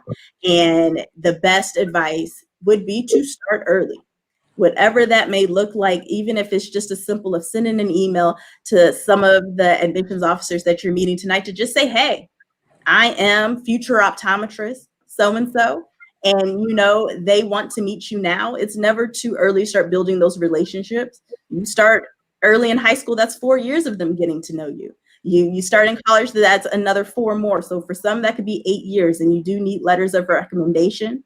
And those relationships can be built virtually or just by having regular mentorships and conversations. And that is what a lot of us do even well into our career, to have that person that we can just literally pick up the phone. I think I have picked up the phone and texted each of you guys multiple times in this journey. And it's a nice resource to have, even as a practicing optometrist. So thank you. Sorry. No, go ahead. And we mean it, reach out. I think, that's one of the things often that makes our job so rewarding is having a student reach out and say, I don't know if I can do this, or someone told me I couldn't do this. And looking down and say, yeah, you can. Maybe you have to take a couple extra steps, or maybe we need to do something different. But across the board, whether it's the optometrist or the admissions offices, we really do want to help and support you. Yeah, I think that is really the ultimate advice, isn't it, Kristen? That you want people to know that you are there to help, and that you're not really bothering. Are we bothering? I think that's what a lot of students feel like. They don't want to bother you, or they're questioning. They may feel, a little ashamed or embarrassed, but you don't know what you don't know, right? And this is why you guys are in that position, and it's here to help. Right. So, yeah, the New England College of Optometry, as Kristen mentioned, is under the leadership of Dr. Howard Purcell, and they were the first school to announce their commitment to our 13% promise and lead with action. Just recently, your school shared a huge collaboration with one of our partners to increase the representation of Black students and to create a more inclusive environment. And I really feel that this was like the kickoff to a chain reaction. So tell us what happened with the New England College of Optometry. Thank you. We are thrilled. Our friends from Warby Parker, you'll be hearing from in a few minutes as well. NECO has received a significant and extremely generous gift from Warby Parker, which acknowledges the Warby Parker Scholarship. It will be awarded to 2 Black scholars. It covers tuition, all 4 years, tuition for their time at NECO. So we are currently, we're going to be launching the official search for these scholars. It's for the fall of 2021. For students out there or folks that know students applying, please pass along the word. There is going to be more information on our website. You can reach out directly. There will be an additional essay that goes along with the regular OptumCast application. But we are very thankful to Warby Parker. This is just one part of a larger joint diversity inclusion initiative between the two groups. But definitely reach out with questions and something we're really excited about. I want to make sure everyone heard what Kristen just said. She just said that Warby Parker and the New England College of Optometry have 2 scholarships for Black students to go to optometry school for free, is what she's saying, you guys. All 4 years of optometry school paid for. Even as I repeat this again, I get chills every time. I want to apply for this scholarship. I would go back to optometry school again for this opportunity. A very similar situation happened to me when I had applied to undergrad. I ended up going to Prairie View A&M University because I had a 4-year presidential scholarship. And I think some of that jaded me financially when I applied to optometry school, because I entered optometry school with 0 debt. And let me tell you guys, it's 10 years later and I still have that debt. So if I had this opportunity 10 years ago, I would have already sent you the application. It's not even released. I would have wrote an essay telling you how much I don't want to be in debt, but I will be the best optometrist serving her community. So get your essays ready, guys. This is a huge opportunity. People are asking, what school? This is the New England College of Optometry in Massachusetts. I take that back. Being at PCO, I did finally go to Massachusetts, but before I was a student at PCO, I have never been to Massachusetts, but I think this is a great way for you guys to learn to love Massachusetts. It's also essence about investing in yourself and taking chances, so make an investment in yourself. I think that is a great way to put it. My parents always told me I could always go back home. I'm from California, went to Prairie View in Texas, went to the Pennsylvania College of Optometry in Philadelphia. I use school to travel the world. So this is your time to travel, to experience seasons, to know what snow is like, and to get your school paid for. And then to graduate in 4 years with no debt. That is all of our dreams, is to become an optometrist and leave school with 0 debt. So the New England College of Optometry, everyone should go and follow their pages too. You guys should go to their websites too. You guys should ask some questions in this chat. That's what this is for. But thank you, Kristen. Thank you. You have more? Tell us more. No, I just want to say full disclosure. I am from South Carolina. I moved here in 2011. I have lots of wonderful coats. I have boots. I have hats. I have gloves. You know, we make it happen. I love the first snow. You know, and you're going to school and it's a wonderful environment. New England is a wonderful environment to go to school. And I love it, you know, and I feel like the students that come here, you know, we are a family and we make you feel welcome. We make you feel like you belong. And so, you know, just come, just apply. Take a chance on yourself. I love that. Apply, reach out to them, build relationships, find out how wonderful, you know, Kristen and Dr. Abraham are. I can tell you, but you have to truly just experience it. Learn more about the New England College of Optometry. We're going to be right there with you guys on this journey, and we're just excited to see who is going to be afforded this amazing, amazing opportunity. But thank you both. Thank you so much for being here tonight. Thank you for having us. Such a pleasure. Thank you. Such a pleasure. Thank you. So we can't mention Warby Parker and not bring them on. Our next guest is Brianna Navarro and Reggie Rosabillo. They're both talent acquisition for optometry at Warby Parker, and they are there live. It's so gorgeous at one of their offices in Chicago. Hello, ladies. How are you? Hello. You're doing well, Dr. Johnson. Thank you so much for having us with you this evening. It is a pleasure to have you guys here. So go ahead and share with everyone more about this phenomenal opportunity of the scholarship, but also just what Warby Parker is as an organization and as a company, and what you guys are doing to redefine the color of the eye care industry. Yeah, absolutely. Thanks so much. So I'm going to be talking a little bit about the history of Warby Parker, our philosophy, and our social innovation mission. So Warby Parker was started in 2010 as an online retailer. And with our convenient home try-on program, you can go online, choose 5 frames to be shipped directly to you. You try them for 5 days and you ship them back with the provided prepaid label. In 2013, we started opening brick and mortar locations, starting with our Green Street store in Soho. Fast forward to today, and we have over 120 locations. We've added our award-winning virtual try-on feature for iPhone 10 and above, as well as our private label Contact Scout by Warby Parker. Now, as a company, our philosophy is defined by 3 areas. First, we want to be impactful and inspire. Second, we want to radically transform an industry. And third, we're out to prove that businesses can grow while doing good in the world. So we achieve our goal of doing good in 2 major ways. First, we lead our Buy a Pair, Give a Pair program. So since day 1 of this program, over 7 million pairs of glasses have been distributed. And second, we have our People's Project program. So this program actually began in 2015 with a number of organizations and local government agencies like the Department of Education in New York City and the Department of Health in Baltimore. The People's Project provides free vision screenings, eye exams, and glasses to school children. And to date through this program, we have administered over 40,000 eye exams. All in all, the work of doing good is an important part of our company culture. It echoes into the work that we see every day from our team, including our optometrists. You might actually not know that Warby Parker has been employing optometrists since our very first location opened in 2013. In the last few years, we've grown our team of employed optometrists to over 70 doctors, and we also have 48 independent optometrists in select Warby Parker locations. To tell you a little more about our racial equity strategy, I'm going to pass it back to Brianna. Hey everyone, I'm Brianna Navarro, one of our field recruiters for optometry.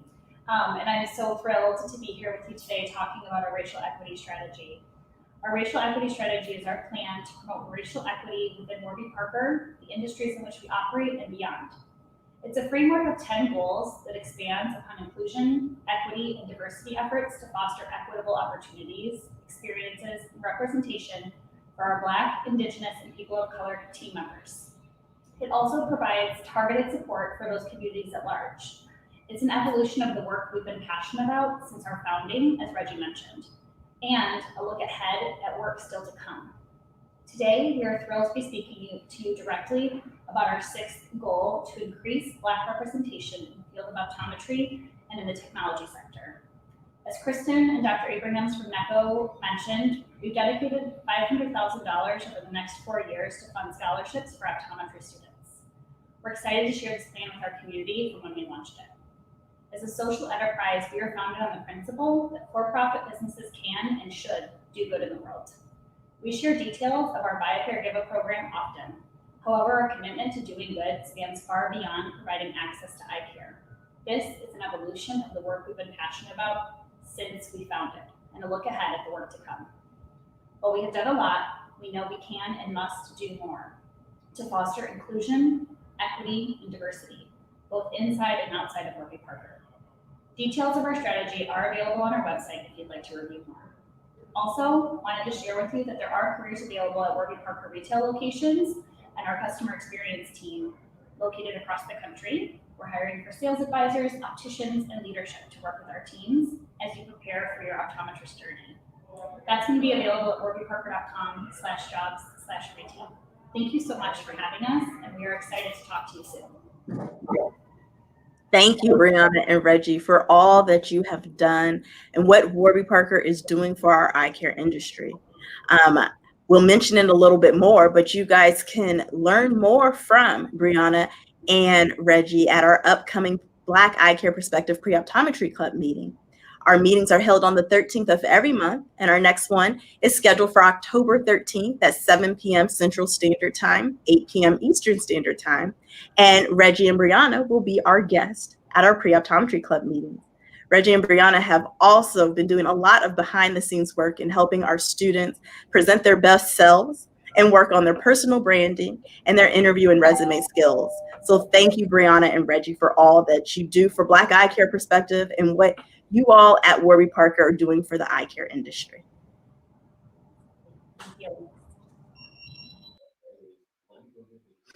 I know you all are thinking that this is a lot to take in, but no worries. Black Eye Care Perspective has the first nationally recognized pre-optometry club established to ensure not a single potential future Black student or optometrist is ignored, discouraged, or disadvantaged. Membership is open to high school juniors and seniors and college students. I'd like to introduce to you the co-founder of Black Eye Care Perspective and everyone's favorite optometrist, Dr. Daryl Glover, and Black Eye Care Perspective's Pre-optometry Club, future optometrist Avia Dolberry. Oh, hey. Hey. Hello. So, Dr. Glover, you have known future optometrist Avia for quite some time now. She began getting her eyes examined by you when she was what? In just like middle? Or 12 years old, middle school. 12 years old. Do you guys hear that? She has been getting her eyes examined since she was 12 years old by Dr. Daryl Glover. She is now 20-something years old. And here we are. Dr. Glover, tell us about this relationship. Well, first and foremost, you're making me sound like I'm old and ancient. You know, I'm still a seasoned millennial, so don't try to make me feel like I'm old man, all right? But, you know, before I jump into that relationship, I just want to say fantastic job, Dr. Johnson. You have done an incredible job with this entire program this evening. So I just want to take my hat off to you because without you, this program would not exist. And I also want to give a special shout out and thanks just to our sponsors. You know, America's Best, My Eye Doctor, Warby Parker. You know, when you have these big giants in the eye care industry that come together and understand that it's important to make sure that we need to increase more diversity, in particular the Black representation, that is speaking volumes to the rest of the industry. And I just want to thank you guys for being leaders in regards to making this happen. And I also want to give a special shout out to ASCO, who's done an incredible job with really helping Black Eye Care Perspective really truly create the pipeline. And I want to just thank everyone else that has gone prior to the lovely Avia and myself. And a little funny thing, Avia name spelled out, but I made it wrong, so that I didn't mess it up on this presentation today. Go back I was like, there's no way he's calling me Ava or anything. No, we're gonna help him out here. But to take it back to the question that you asked, the relationship has been incredible. I didn't have the opportunity to get my eyes examined at an early age, and to be able to see Avia at the age of 12, and at that point in time, she's saying that, Dr. Glover, I want to be an optometrist. Most of us would kind of laugh that off. She really meant when she said that to me. Just the passion on her face and her voice and how she was moving, I knew it was real. And, during that time, I just was like, I have to keep this close relationship with this young lady. Now, she's going to tell you I ran off to Africa and forgot all about her, but, we did circle back and continue to have that relationship. And I've been blessed and honored to be able to take care of her eye care needs along with her family. But yes, we have been rocking and rolling for a decent amount of time, and I have slowly grown into her favorite optometrist. And I can't wait for her to, get out of optometry school so I can now call her my favorite optometrist as well. Yeah, just to piggyback off of what Dr. Glover said, like our sponsors, I've been able to shadow at my eye doctor. I work full-time for National Vision. And also I've had the opportunity to have professional development sessions with Warby Parker, with Brianna and Reggie actually, and they've just been super helpful and super supportive. I've talked to the diversity inclusion heads, and they really do support this mission, and I really do feel supported by them. Avia, that's amazing. All of these years of preparation, and I've been watching you. And all of that can be easily summed up in like these surreal experiences that you've just been happening these last couple of months. Wouldn't you agree? Yes.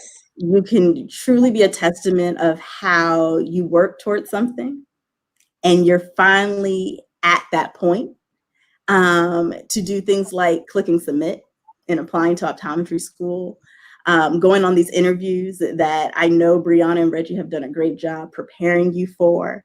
And then you openly shared on your social media page, your Obviously Avia page. Obviously Avia. I accepted into optometry school. We never doubted it. But to see that. What many people don't know, I personally, she's now become one of my, favorite people too. And I am now your surrogate mentor. And I regularly refer affectionately to Avia as my 20-something-year-old self. But as we grow the Pre-optometry Club, I affectionately refer to a lot of you guys as my 20-something-year-old selves. And it's truly just an honor to witness you on this journey. And we just know that in order to increase the representation of Black and African American students in eye care, we have to be intentional, not only in our recruitment, but also in our resources and relationships. It is our mission to not only help you and other students survive, but thrive in our profession. And we know scholarship is just as important as service and support. And that here at Black Eye Care Perspective, we like to make a big impact on everyone that we meet. Isn't that right? Yes. Absolutely. This wasn't practice, this wasn't rehearsed, but Avia, you're my go-to. Everything that you have done, I've just, I'm excited. I see your mother's on as well. Shout out to you. And your had to bring her. Right. And thank you for just, being a great role model at home and really, pushing Black excellence, because it starts at home. And we just appreciate you for what you have done. But I would really love to just tell you, Avia, you and also Lauren King, that Black Eye Care Perspective, on behalf of the executive team, would like to give you two ladies $1,000 in scholarship towards optometry school. Wow. And we greatly appreciate everything that you have done, and we want to continue to grow with you, and we're going to continue to mentor you while you're in optometry school as well. But we're so proud of you ladies. Avia is one of the ladies that have been accepted to optometry school that's been in our program, as well as Lauren King, who's here as well. Lauren, girl, yes. That wheel of excitement as she's watching kind of delayed, and she's like, huh? What? So we just want to thank you ladies for doing the great work, and we want to make sure that you ladies continue to pay it forward. just like you had some, mentorship, some education. Just make sure you pay it forward. But you ladies are doing an incredible job. Keep up the great work. I'm going to stop running my mouth. I'm going to let Dr. Johnson take it over, because we all know if you allow me to talk, I will continue to talk. So Dr. Johnson, thank you again for just doing everything that you have done. Congratulations, Lauren. Congratulations, Avia. You ladies keep pushing it forward. I'm so proud of you. Honestly, I just feel like we had an Oprah moment. So let us explain what just happened. We are giving Lauren King and Avia a $1,000 scholarship. They're one of our first 2 members to be accepted into optometry school. And we are looking to do the same for any member that is being accepted into optometry school, that we will give 13 of these matriculation scholarships to our deserving students that are putting in work, that are representing us well, that are the students today to be those optometrists for tomorrow. So Avia, Lauren, I truly have grown to know you and to fall in love with you. And I am just so excited to enter into your lives at this point and to be on this journey with you all. And I just want you guys to all know that, the journey is just beginning. Me and you had that conversation. Me and Lauren have had that conversation, that this is just the beginning to many things. And I've told you guys at the beginning of all of this that we are here to make new opportunities for you.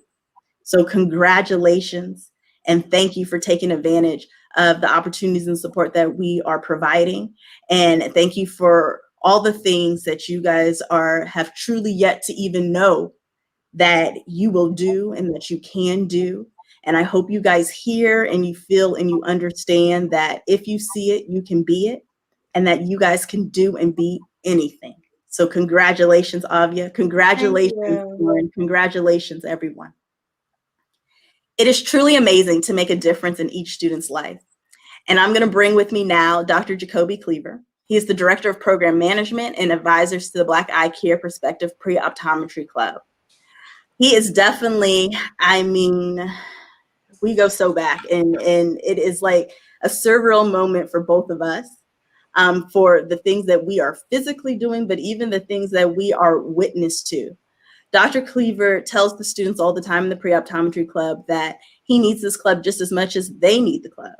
And even in just these last 24 or 48 hours, right, Dr. Cleaver, it's amazing to see the program, one of the many programs that continuously brings us together and gets us through optometry is coming back. It is amazing to hear of the great work that National Vision is doing, for them to consider our summer enrichment program, which is something that we both did leading up into optometry school. Before that, me and Dr. Cleaver, we met in the Texacop program at the University of Houston College of Optometry. We did that program together in undergrad. We studied for our OAT together. We applied to optometry school, and we both were very fortunate to do the summer enrichment program, which at the time was like a 6-week program. We were housed at one of the neighboring colleges, and we were just immersed in all things optometry. that was back when you used to get paid to go to those summer programs. I don't know if they do that anymore, but yeah, I mean, it wasn't much, but it was enough to buy a sandwich or something. But yeah, we enjoyed it. We enjoyed all our time. But I've been telling the students, our members, that with everything going on at the time, coronavirus and everything else, that even though I still love being an optometrist, that you just kind of fall into a rut sometimes, and you need a spark of energy or something to keep you kind of going, to light you up again, right? So that's why this club was formed. So we are the first and the only virtual pre-optometry club as recognized by ASCO. This club was formed for 2 reasons. One, necessity. We found that many, if not all of our members, did not have the proper support or guidance. 2, to a lesser extent, it was formed out of convenience. COVID shut everything down, turned everything virtual. We used that to our advantage. We formed the virtual pre-optometry club. We want to work with students, prospective students, in gaining admission into the school of their choice. In other words, we want to put the best possible candidate in front of that admissions team, make it almost impossible for them to say no. Once you're in school, we do encourage you to get involved with the campus organizations. NOSA, the AOSA, VOSH, become a student member of Academy, Lions Club, etc. The list goes on. As Essence mentioned earlier, we do have meetings on the 13th of every month. Today is the 6th. Next week, next Tuesday, is the 13th. Students, we are expecting you to be at that meeting. If you have not signed up, the membership profile, please do. We will have Reggie and Brianna of Warby Parker going over resumes, branding, mentorship. You don't want to miss it. Those ladies have been nothing short of awesome. I promise you. I promise you. A call to action. I want to invite anyone who's interested in optometry to join the club. Like I said, we are a resource. Between myself, Dr. Johnson, Dr. Ramsey, Dr. Glover, you can call, text, email us at any time. We almost always reply immediately. But like I said, we're looking for you. You don't have to look for us. We're looking for you. Come find us. We'll get you all set up. And so Essence mentioned earlier our contact information, the Instagram page, and everything else. So I'll let her go over that again at the end. But I do kind of want to just celebrate for a little bit. In the BEPPOC, we have a phrase called click submit. As you know, Avia has already gained acceptance in the school. So is Lauren King. But I can't get out of here without representing or shouting out our other members. So give me a second. Let me read off the names. We have Lauren King, Avia. We have Lauren Price, Eluse, Charlene, Talia, Malia, Ama, Avia, again, and Winter. So I'm guessing Black Eyecare Perspective is going to be reaching into their pockets quite a bit to provide the rest of these young ladies with those scholarships as well. Well deserving. But you know, the question is, where's the guys? We only have 2 guys in the club right now. Jacob, he's in the 2nd year at the Arizona College of Optometry. And Kelly, he's in the junior down at Prairie View A&M University. So he should be coming with our next round. Fellas, where are you? The ladies have showed up. They are representing. They are moving forward. They are leaving you in the dust. Guys, I know you out there. I was lurking in the chat box. Sign up. I'm telling you, sign up. All this good news that's been going around today, sign up. That is amazing. Sign up. You know, they normally are always asking where the women at, but we want to know where are the men at. we want more guys, and I seen you. We have over 300 people who registered, thousands of people who are streaming. Kelly said he is coming. Yeah, he okay, said, there we go. I knew Kelly was out there. So between Kelly and even Dr. Hayes at Prairie View, come and find us some men that are interested in STEM and the sciences, that are interested in optometry. Reach out to Dr. Ramsey, Dr. Glover, and Dr. Cleaver to just pick their brains on what is it like and what attracted them into the profession. But we are looking forward to open up our meeting to some new faces and some new members. Come on the 13th, learn more about Warby Parker and learn more just about how you can help increase your own personal brand. And we just want to hear from you. So you can do so by reaching out to us at BEPPOC on Instagram and on Facebook, or send us an email, askbeppoc@gmail.com. Thank you, Dr. Cleaver. I appreciate that. I'm sure you'll have some emails to respond to tonight. So Absolutely. Thank you, everyone. Absolutely. Thanks. Someone is asking, so when we are recruiting new members for the Black Eyecare Perspective Pre-optometry Club, there is a membership profile for you to fill out. And you can see that in our link tree on our Black Eyecare Perspective Pre-optometry Club pages on Facebook and Instagram. So at BEP, we kind of have a rule of 3s. So we have 2 sets. One rule of 3s is you need a headshot, resume, and bio. So that is why we asked for that on our profile. Lauren and Avia, now they could probably see the method to my late night texts when I asked them to send me a picture and send me a quick quote. We definitely want you guys to always be ready so you don't have to get ready. So in that biography, you can write something about you. You can do your normal cover letter for your resume, or you can submit kind of the snippets that you use for other essays. If you don't have something 100% put together, put in a placeholder. Some people just jot down a few sentences, but part of the club, one part is getting you into school, but it's also developing those skills, not only to be the doctor that you desire to be, but also to be that just professional man or woman that you desire to be too. So don't let the application or the profile hold you up. Submit something. Even if you got to submit a blank sheet of paper, put something in there, and we will help make sure that when you go into optometry school that you have a resume, a bio, and a headshot that you are proud of. We are going to hear from one of our last partners of the night. We have a presentation from my eye doctor, Mr. Joe Sherrier. Thank you, Dr. Johnson. I appreciate it so much.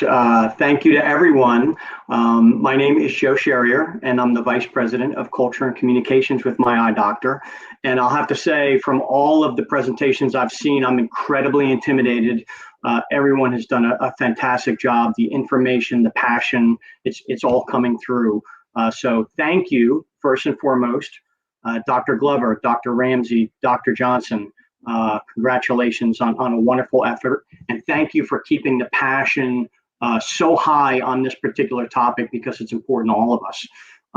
I'd also like to quickly thank Warby Parker and our friends at National Vision America's Best, because they really, like my eye doctor, saw that this was an industry-wide problem that we needed to address and we needed to face, and that it was something that we could have a leadership role in bringing people forward. So I'm going to be brief. I want to tell you a little bit about my eye doctor. We are a group of optometric practices that are brought together by a management company that has one singular purpose, and that's to help patients to live their best lives. So when we say we want patients to help to live their best lives, my job is to make sure that doesn't become just a poster on the wall. So let me explain that to you a little bit. When a patient comes into one of our practices, they typically have a vision concern. Something's blurry, they can't see when they're driving at night, etc. And we have the tools and the education and the resources to help that patient get their vision taken care of. But we haven't really done the full job until we help to solve their other problem. And it's what I like to call the meta problem. So for example, elderly patient comes in because he or she needs glasses to keep driving at night, okay? We can solve that problem, but if we're doing our job at my eye doctor, and if you're doing your job as an optometrist, you're seeing the real problem. That patient is concerned and they're nervous. What if I can't drive anymore? Will my kids have to move home? They're fearful of losing their independence, perhaps. And we have to solve that problem. We have to connect with the patient on a very one-to-one and human level in order to solve that, to really help them live their best lives. So when we talk about healthcare within my eye doctor, we don't use words like customers. We only have patients. We don't use stores. We only have offices, because we're really anchored the entire experience around providing great healthcare for all of our patients. So we ultimately have a vision, and our vision is to be the leader in patient experience in health and vision health and wellness. Now, that may sound very grandiose, but there's a lot of room within our industry and within the practice of medicine in general to improve that patient experience. If you think about the examples in your own consumer life that have really elevated what your expectations are of speed, of efficiency, of information, we have an opportunity, we see as an industry, and in particular at my eye doctor, to really lead the effort to make patients understand that they can expect more from their healthcare providers. And so we have a lot of resources going towards that. Now, back to the issue that we're all here about, which is that we had a moment in time this past spring that's really turned into a movement, and it's up to us to make sure that that passion and that energy continues on forward so that we can increase the number of Black optometrists, so that we can increase participation in our industry. I think that we, like many organizations, looked at the surface numbers and said, we're a fairly diverse organization. Our Dr. Darrell Glover, of course, one of the founders of Black Eyecare Perspectives, is one of our doctors. Our Chief Medical Officer, Dr. Artis Beatty, is Black. We felt that we had good representation across the organization in minorities, but when you dug deeper into the numbers, there's a real opportunity to increase the number of Black optometrists and the number of Blacks in general that are in the industry. So one of the things we're doing besides participating with Black Eye Care Perspectives is to make sure that we're building that awareness over time, awareness, education, and activism. These are the three things that we promote throughout the organization. So from an activism standpoint, I'll work backwards, encouraging people to get out and vote. Please, let your voice be heard, get out there and participate in the process so that we can really work together and have our voices heard and make real change happen. The other thing from an activism standpoint is we're putting together a day of service, but we don't want to bring people into our offices necessarily. We'd love to have the opportunity to go out into the community and meet people where they're at, because there's lots of folks that are not coming in to the practices. We feel we have an opportunity to go out and see them as well. But lastly, when it gets to awareness, I have some advice which is good for those future optometrists and just good for all of us to understand. When we talk about helping people with their vision and seeing better, I think what we really need, and this moment has really called for us, to not just help them to see better, but to see people differently. And the way in which we do that is not with our eyes, it's a little bit with our ears. And I would encourage all of you to work towards opening your ears, to open your heart, so that you can see people for who they truly are and respect their differences and embrace that as well. So that is my message to all of those future optometrists out there and hopefully to everybody else. So thank you again, Dr. Johnson. I appreciate the opportunity. Thank you, Joe. Get out and vote. Vote. Make sure you complete your census. And if you want to learn more about my eye doctor and Dr. Beatty, they will be speaking at our November 13th Black Eye Care Perspective Pre-optometry Club meeting. Thank you, Joe. I appreciate all that you guys are doing for us personally and professionally. And thank you for being here tonight. Thank you. So you guys, this is where we're going to have just a little bit fun before we close up and give our final thank yous. I am just overwhelmed by the response, by the chitter chatter that I see in these comments about just all of the people who have came out tonight. And I thank you. Thank you all in advance. There are many names that I'm familiar with, some new ones, some I'm familiar with because, like Dr. Cleaver said, we have seen every single registration that has come through.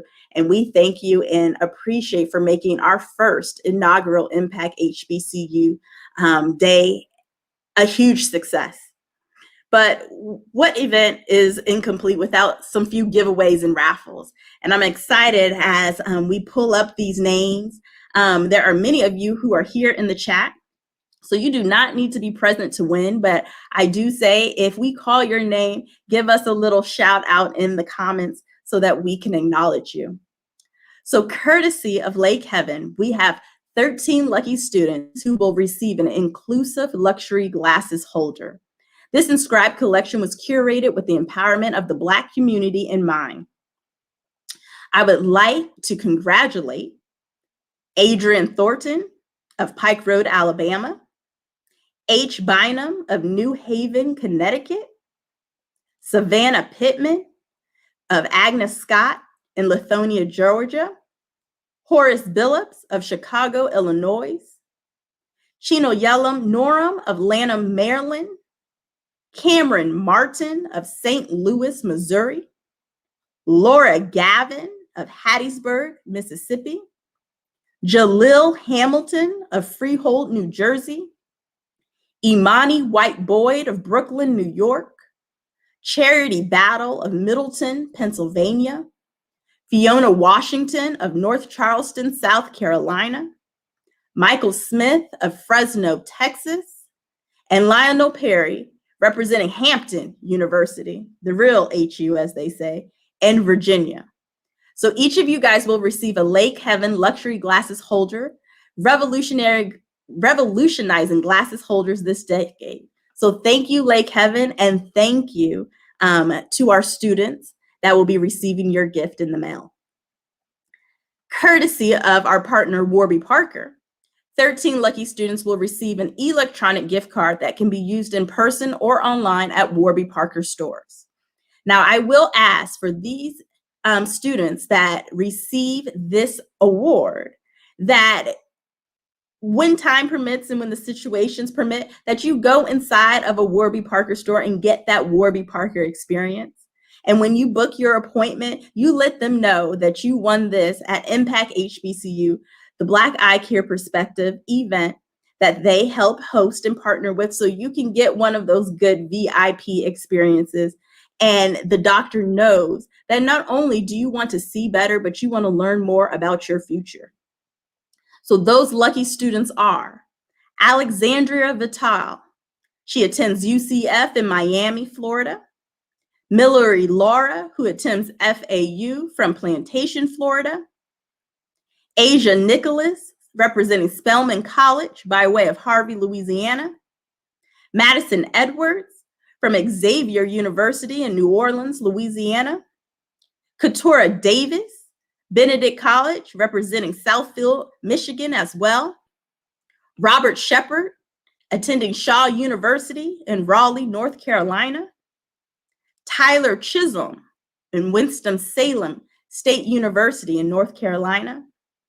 Amanda Williams, attending Benedict by way of Chattanooga, Tennessee. Joshua Smith, University of Memphis, Tennessee. Andrew Garcia from PVAMU University by way of Fulshire, Texas. Aaliyah Hawkins, Sam Houston State University in Huntsville, Texas.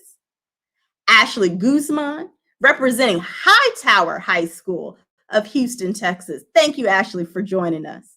And Jaime Antonia, representing the Ohio State University of Columbus, Ohio. So congratulations to everyone. For those of you whose names were announced, you will receive an electronic gift card to Warby Parker sent to you by the email that you provided. I would like to take this time to give you guys your final charge and call to action. We have heard a lot of information. I have seen just the beautiful network of doctors and students collaborating and conversing. And it is just an amazing experience and opportunity to have you guys all here and to be able to have this connection. This has been one of the benefits of COVID, these virtual relationships, these virtual meetings, and just our ability to expand our circles beyond what we would just do locally and individually. So all of those students that said that they clicked submit, that they have applied to optometry school, or to those who have not applied just yet, or to those they didn't even know that they wanted to apply to optometry school, and now they're like, if I see it, I can be it. We would love to see you on October 13th at our virtual Pre-optometry Club meeting. So please go to our Facebook and Instagram pages where you can reach out to myself or Dr. Cleaver and also fill out a membership profile. Remember, you need a headshot, resume, and bio. And if any of those things aren't at 100%, we will help you get them there.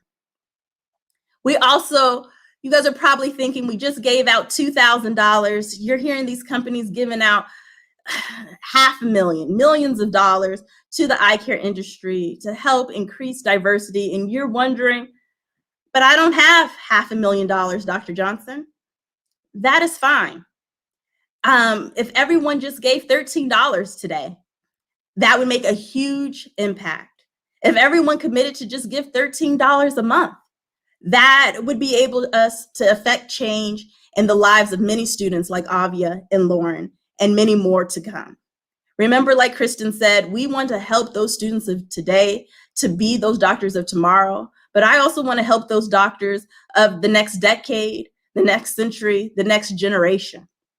So please go to our Black Eye Care Perspective page, or simply type in paypal.me 13promise, where you can make a tax-deductible contribution to us. I hope that you guys feel moved to donate towards the Black Eye Care Perspective Pre-optometry Club, to the overall mission of just increasing our representation in optometry. We need support, but we also need resources, services, and scholarship as well. Now, if you do have those thousands of dollars and millions of dollars, please email me personally on the Black Eye Care Perspective page or at blackeyecareperspective@gmail.com, so we can begin that conversation on what sponsorship looks like, what partnership looks like. This is an event that we hope to do, on the 6th or the second Tuesday of October every year. And we would love to showcase and represent 2 more optometrists. So if you're interested in being in next year's production, we would also like to highlight a new school of optometry. So if you're interested in next year's production, and we would love to continue our partnership with our wonderful partners, but we also have room to add many more. So if anyone is interested in participating in next year's Impact HBCU, please reach out to us at blackeyecareperspective.com or email us at blackeyecareperspective@gmail.com. Also, schools, we are here for you. So if your pre-health club, if your Black Student Union, if any of your organizations on campus would like to have a more in-depth conversation on just the eye care industry and optometry, please reach out to us. We are happy to be there. And like Dr. Ramsey said, we are going to have boots on the ground as soon as we can. Our intention was for us to be everywhere all at the same time, but God and COVID had other plans. So I'm happy that we were all able to unite today virtually. And thank you, everyone who has participated today. I would like to give a few special thank yous again to our partners. Thank you, America's Best and National Vision. Thank you, My Eye Doctor. Thank you, Warby Parker. It's not even about the financial support, but just that one-on-one personal support that you have given us and guidance has been invaluable.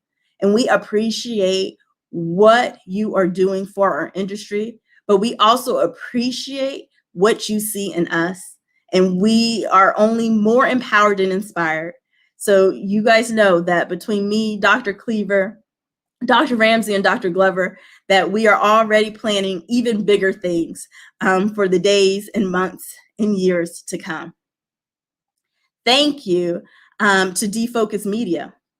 This wonderful production wouldn't be possible without them. Thank you so much for just your creativity, your talent and ingenuity, and for sharing your platform with us. Thank you to all of the students that are out there and the schools, the historically Black colleges and universities, the non-historically Black colleges and universities. You guys truly showed up and showed out, and thank you. And we're looking forward to hear from you. And we hope that this is just the beginning of our collaboration and our inspirations with you all. Thank you for all of the people in the eye care industry. You guys have lended every piece of support and talent to us, and we appreciate every press release, every article written, every opportunity to utilize your platform to help expand our mission. Thank you. Thank you, Dr. Flanagan and the Association of the Schools and Colleges of Optometry. It is because of you that I use those words that you shared with us, Dr. Flanagan, of how the Black Eye Care Perspective Pre-optometry Club, our mission is to ensure that no one leaves discouraged and that everyone is leaving inspired and ready for their future. Thank you to the New England College of Optometry. Thank you to the National Optometric Association. I see Dr. Reynolds out there. Thank you. I saw Dr. Boone out there. Thank you. They also have been working so hard alongside of us behind the scenes. And those students at Hampton University, you need to reach out to the NOA. They too have helped started one of many partnerships between HBCUs and optometry schools. And Hampton University is one that has a relationship with the Pennsylvania College of Optometry. So we want to hear from you, Hampton students. Thank you to our Black Eyecare Perspective community. None of this would have been possible without your support, without your post likes and reshares, without tapping into your alumni institutions, your Greek organizations, your other affiliations around the world. Because of each of you, we have been able to use our small voices to make a big impact. And you guys know we are only getting started from here. I personally want to thank the executive team of Black Eyecare Perspective. Thank you, Dr. Ramsey. Thank you, Dr. Glover. Thank you, Dr. Cleaver. You guys are the greatest friends, the greatest business partners, the greatest colleagues. And I know it's going to be hard for us to sleep, but our wheels constantly stay turning. So I am just excited about where we can go next. And I know that the sky is probably not even the limit for us. So thank you, guys. Thank you to our individual friends and families that have been supporting us along this journey, our early morning calls, and just getting in preparation for this. And I want to give my special shout out again to Prairie View A&M University, and specifically my classmates who have helped behind the scenes to help recruit students, to help just shower me with love and support. I see you guys in the comments, and I appreciate it, classmates, for all those things that you have done for me. And I also would be remiss if I didn't shout out my sorority, Sigma Gamma Rho Sorority Incorporated. Thank you, ladies. Thank you, chapter sorors. I appreciate all of the love, the support, making sure that my image and brand is on point so that I can achieve all that I can. Thank you. Thank you. Thank you to our village, to our community. We appreciate it. I just want you guys to know that if you see it, you can be it. And I want to thank you guys for attending Impact HBCU. If you need new eyeglasses, have no fear, because at Eyeglass World, you can get your glasses super fast. That's right. Eyeglass World has in-store labs and same-day service, which means you can zip in, zip out, and zip home. And with 2 pairs for $78, you're going to be a fan of the price, too. So schedule your eye exam online today and get your glasses fast at eyeglassworld.com, the world's best way to buy glasses.